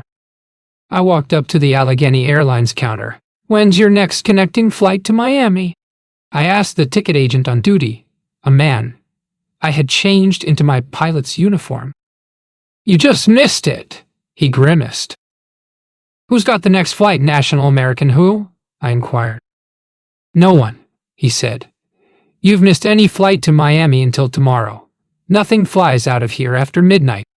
Boston's got a noise control ordinance now, and no outgoing traffic is allowed after midnight. No airline can put a plane in the air until 6:30 a.m. And the first flight to Miami is Nationals at 10:15 a.m. "But it's only 20 to 12 now," I said. He grinned. "You want to go to Burlington, Vermont? That's the last flight out tonight." All things considered, I declined. I walked over and sat down in one of the lobby chairs, mulling the situation. The lobby, like most large airport vestibules, was ringed with gift shops, newsstands, coffee shops, bars, and various other shops, and I noted idly, while cogitating, that most of them were closing. I also noted, suddenly interested, that many of them were stopping at the night depository of a large Boston bank, situated near the middle of one exit corridor, and dropping bags or bulky envelopes, obviously their day's receipts, into the steel-face receptacle. My observation was interrupted by two chilling words. "Frank Abagnale." I looked up, quelling a surge of panic. Two tall, grim-visaged Massachusetts state troopers, in uniform, stood over me. "You are Frank Abagnale, aren't you?" demanded the one in stony tones. "My name is Frank, but it's Frank Williams," I said, and I was surprised that the calm, unflustered reply had issued from my throat. "May I see your identification, please?" asked the one. The words were spoken politely, but his eyes said if I didn't promptly produce my ID, he was going to pick me up by the ankles and shake it out of my pockets. I handed over my ID card and my fraudulent FAA pilot's license. "Look, I don't know what this is all about, but you're badly mistaken," I said as I tendered the documents. "I fly for Pan American, and these ought to be proof enough." The one studied the ID card and license, then passed them to his partner. "Why don't you knock off the bullshit, son?" "You're Frank Abagnale, aren't you?" said the second one, almost gently. "Frank who?" I protested, feigning anger to cover my increasing nervousness. "I don't know who the hell you're after, but it's not me." The one frowned. "Well, we ain't gonna stand around here arguing with you," he growled. "Come on, we're taking you in." They didn't ask where my luggage was, and I didn't volunteer. They took me outside, placed me in their patrol car, and drove me directly to the state police offices.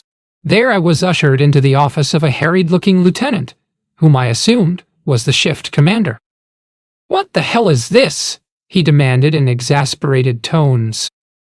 "Well, we think it's Frank Abagnale, Lieutenant," said one of the troopers. "He says he's a pilot for Pan Am." The lieutenant eyed me. "You don't look very old to be a pilot," he said. "Why don't you tell the truth? You're Frank Abagnale. We've been looking for him for a long time. He's supposed to be a pilot, too.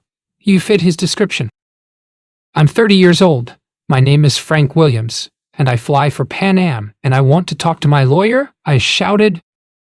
The lieutenant sighed. "You ain't been charged with nothing yet," he said.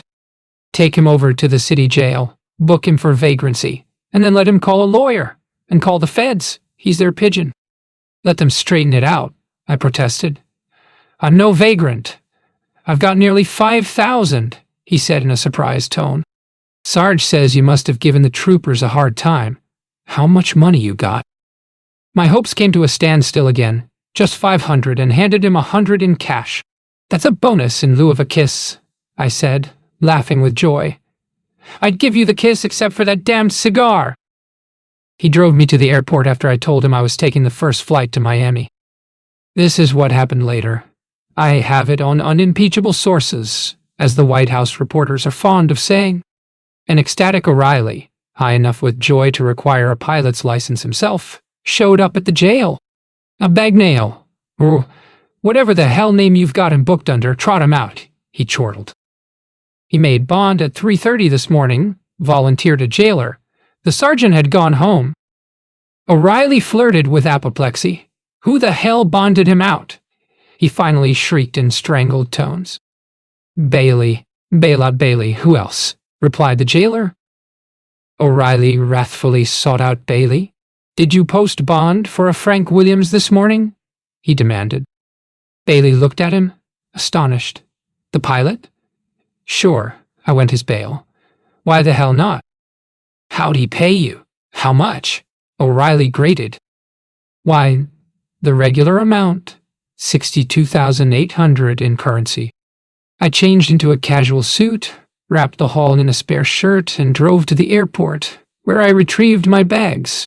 An hour later, I was on a flight to Miami. I had a 30-minute layover in New York. I used the time to call the manager of the airport in Boston. I didn't get him, but I got his secretary. Listen. Tell the Bean State Bank people they can get the majority of the loot from last night's depository caper in the bathtub of room 288, Rest Haven Motel, I said, and hung up. The next day I winged out of Miami, bound for Istanbul. I had an hour's layover in Tel Aviv. I used it upholding my code of honor. In my entire career, I never yenched a square jaw as an individual. I sought out a branch of an American bank and laid a sheaf of bills on the counter before a teller. I won to 3-0 by presenting myself to one of the clerks as the same Francis W. It seemed logical to me, and I'm sure it would make sense to anyone else, that anyone named Francis would prefer to be called Frank. I took the copy of the birth certificate to the passport office in Philadelphia, together with the necessary photos, and 2 weeks later had a second passport, one that matched my Pan Am uniform. I was now ready to command my crew, if nothing occurred in the next several months to upset my Arizona apple cart. I spent those months knocking around the country, keeping a low profile in the main, but occasionally dropping a few phony Pan checks or counterfeit cashier's checks. At one point I ended up in Miami, staying in the penthouse suite of a Miami Beach hotel, the Fontainebleau, under the guise of a California stockbroker, complete with a briefcase full of 50s and 300, I ventured. She grimaced prettily and shook her head. No, I'm afraid 600, I said.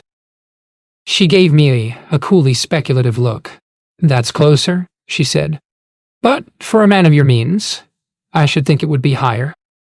I looked at her and was irritated. I had established and followed a certain felonious code of ethics since taking up crime as a profession. Among other things, I'd never diddled an individual.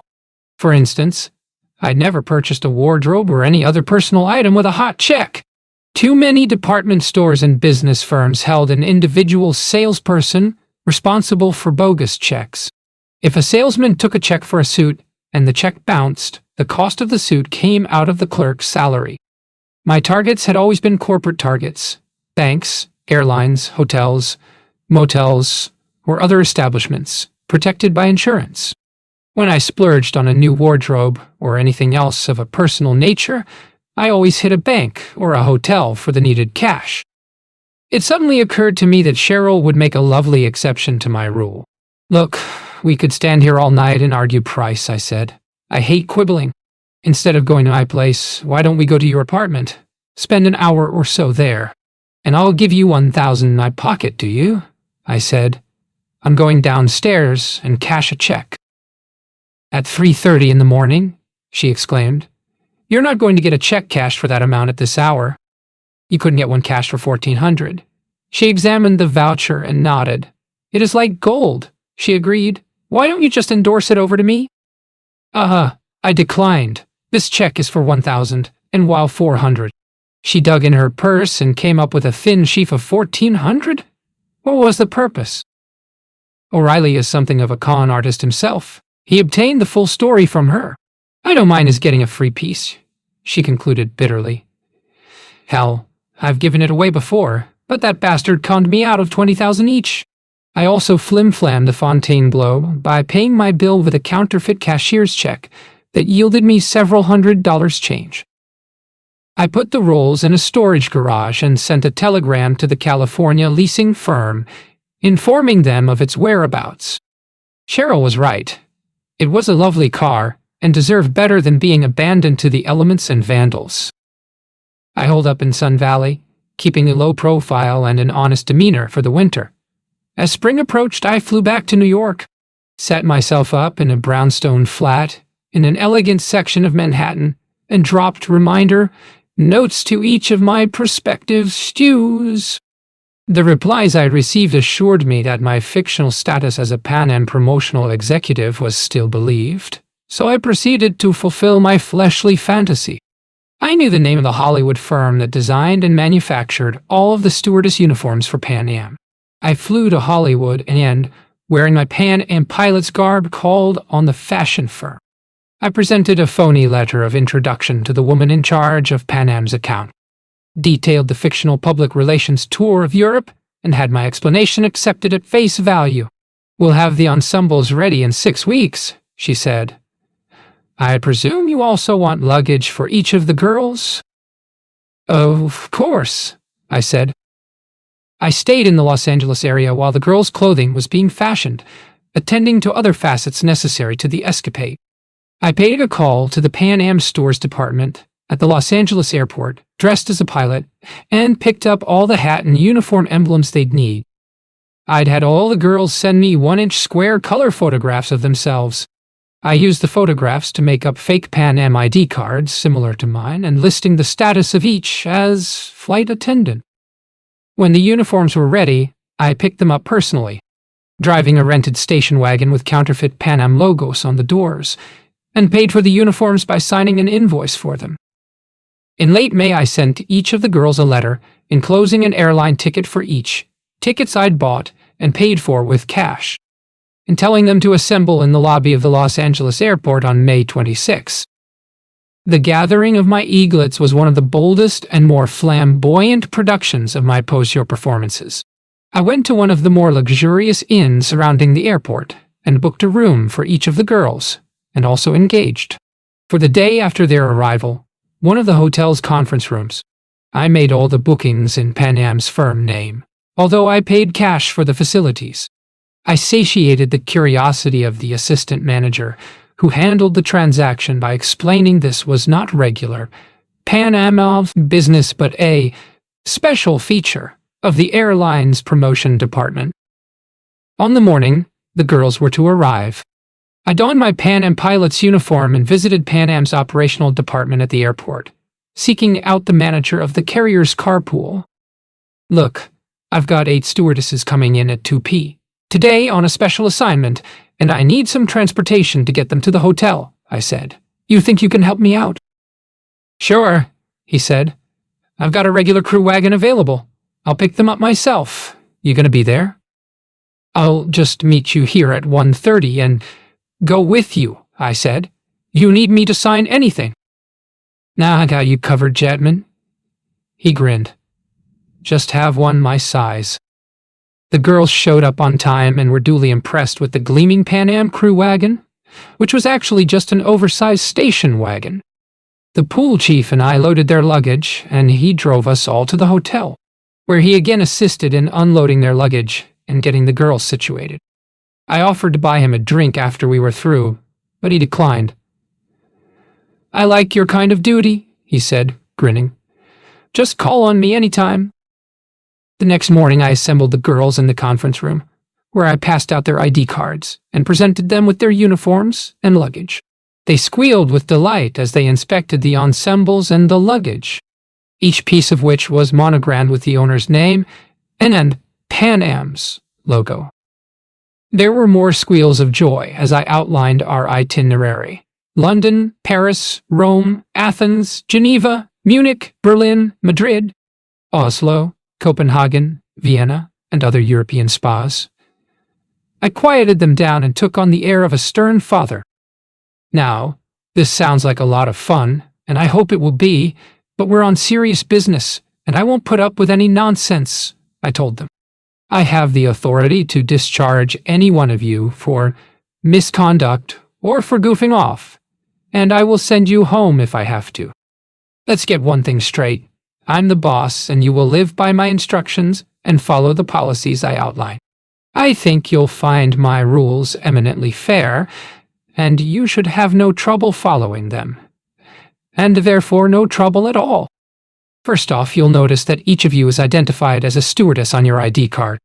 As far as the personnel of the hotels where we'll be staying, and the photographers with whom we'll be working are concerned, you are stewardesses. But we will all travel as civilians, and that includes flying or driving. And I will tell you when you are to wear the uniforms. You're on a very desirable tour, duty that could cause some dissension and jealousy among our regular cadre of flight attendants, male and female. So if you do have occasion to mingle with regular flight crews, just say you're with our New York Public Relations Office, on a special assignment, and answer as few questions about your actual status as possible. If anyone presses, refer him or her to me. Now, you'll be paid every 2 weeks, a regular company paycheck. It's very difficult to cash a check in Europe, so when I give you your paycheck, if you'll just endorse it, I'll cash it at the local Pan Am office or at one of the banks or hotels with which we've made arrangements. Now I know some of you are wondering why you can't just send your checks home to be deposited. There are 2 reasons. First, the checks will probably be issued on one of our foreign accounts. The company likes the checks to be cashed in Europe.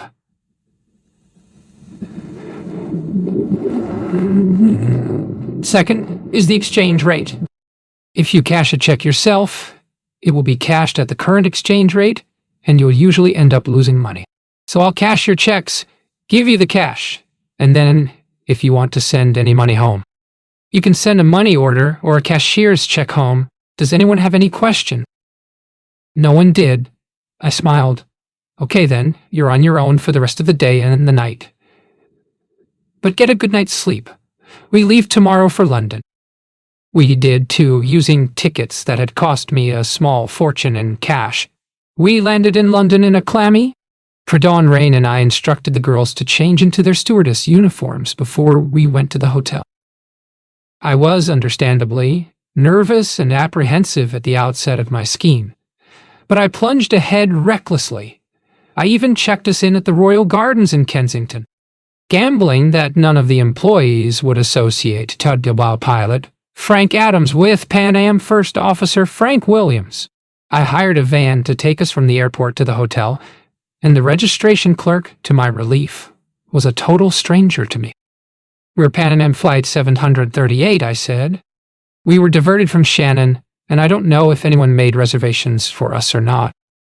No problem, Captain, said the clerk. That is, if the girls don't mind doubling up. We've only 5 rooms available. The girls slept until nearly noon. Then I loosed them on the town by themselves, telling them I had set up a photo session with the local Pan Am office. What I did was to go through the London telephone book until I found what I was looking for, a commercial photography firm. I called the company and identified myself as a Pan Am public relations representative. I've got 8 girls at the Royal Gardens, stewardesses, and what we need is some color and black and white shots suitable for advertisements and promotion brochures. You know, candid stuff of the girls at Piccadilly. Some of them at the Thames Bridges, that sort of thing, I said. Do you think you can handle it? Oh, quite, enthused the man to whom I spoke. Why don't I have one of our boys pop right over with some samples of our work? I'm sure we can do business, mister. The firm's representative and I had lunch and worked out a deal. I'd picked one of the better firms in London, it seemed. They'd even done some work in the past for Pan Am. Well, this is a little different. Something new we're trying, I said. One thing you'll like, I'm sure, is that you'll be paid in cash at the end of each day. Just give me an invoice for the amount. What about the proofs? Asked the camera firm's rep. Well, chances are we'll be long gone to another city. We've got a hectic schedule. So just send them to the Public Relations and Advertising Department of Pan Am in New York, I said. If they decide to use any of your pictures, you'll be paid again at your normal commercial rate for each picture selected.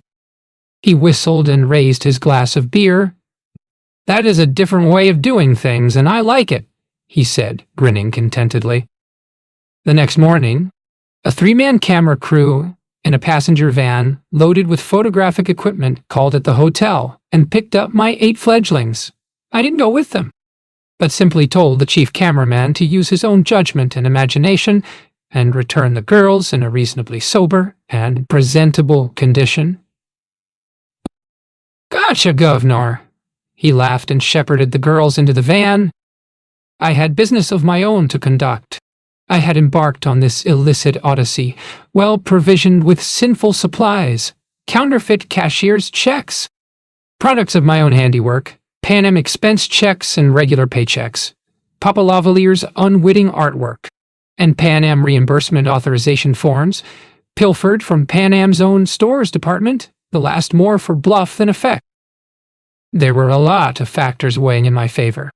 London, and most of the other major cities on our itinerary, was dotted with branches of major American banks.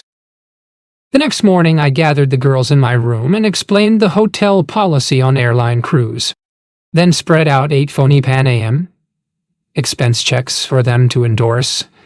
Each check, of course, was for much more than the hotel bill. I'll need your ID cards, too, and while I'm settling the bill, you'll all have to stand inside of the cashier, I said. Not one of them questioned the amount of the check she signed if any one of them bothered to notice. The scam went off flawlessly. The girls clustered in a group in the lobby, in view of the cashier, and I presented the 9 fake checks in payment for our lodging and other charges. The cashier raised the only question. Oh, these are rather high, Captain. I'm not sure I have enough American dollars to make change, she said, inspecting her cash drawer. In fact, I don't. You're going to have to take pounds and change, I'm afraid. I acted miffed, but accepted the decision, knowing the cashier would probably make a profit, or thought she would. The pounds she gave me, however, were real. The Pan Am checks weren't. We flew to Rome that afternoon, where over the next 3 days, the procedure was repeated. The hotel cashier in Rome, too, questioned the amount of the expense checks, but was satisfied with my explanation.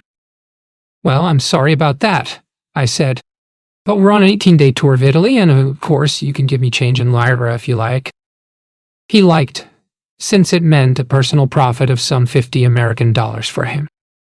I decided against jaunting around Europe by air, not because of the expense, but because it would have exposed the girls constantly to other airline crews. That was my biggest problem in implementing my scheme. Shielding the girls from other airline people. As I previously pointed out, airline people like to talk shop, especially if they work for the same carrier. There was, naturally, some unavoidable contact with other flight crews, since the success of my check-cashing scam demanded we stay at hotels which catered to airline personnel. There was always the risk that one of the girls, while in uniform, would encounter another actual Pan Am stewardess, and a disastrous dialogue would ensue. Actual Stu. Hi, I'm Mary Alice, out of L. Where are you based? My girl. Oh, I'm not based anywhere. I'm just over here on P. Actual Stu. You're a stewardess. My girl. Not really. There are 8 of us, and we're doing some photographic modeling for promotion and advertising purposes. Actual Stu to herself, like hell. I've been with Pan Am for 5 years, and I never heard of any such work. I'd better report this to the chief and see if these people are for real. I wanted to avoid any such scenario, so I would frequently reinforce my instructions to the girls with repeat lectures. Look, when you're out in civilian clothes and you meet a Pan Am flight attendant in uniform, don't say you fly for Pan Am too, because you don't, I'd warn them. If you're in uniform and you encounter another Pan Am stewardess, just say you're here on vacation if your status is questioned. You may feel that's being deceptive, And it is, but we have a reason. We don't want other airlines to find out about this venture because they'd most likely, with some justification, put the word out in the industry that Pan isn't using real stewardesses in our travel ads or promotional brochures. And we don't really want our line stewardesses to know, as I've told you, because it would likely cause dissension. For a working stewardess, this would really be a choice assignment.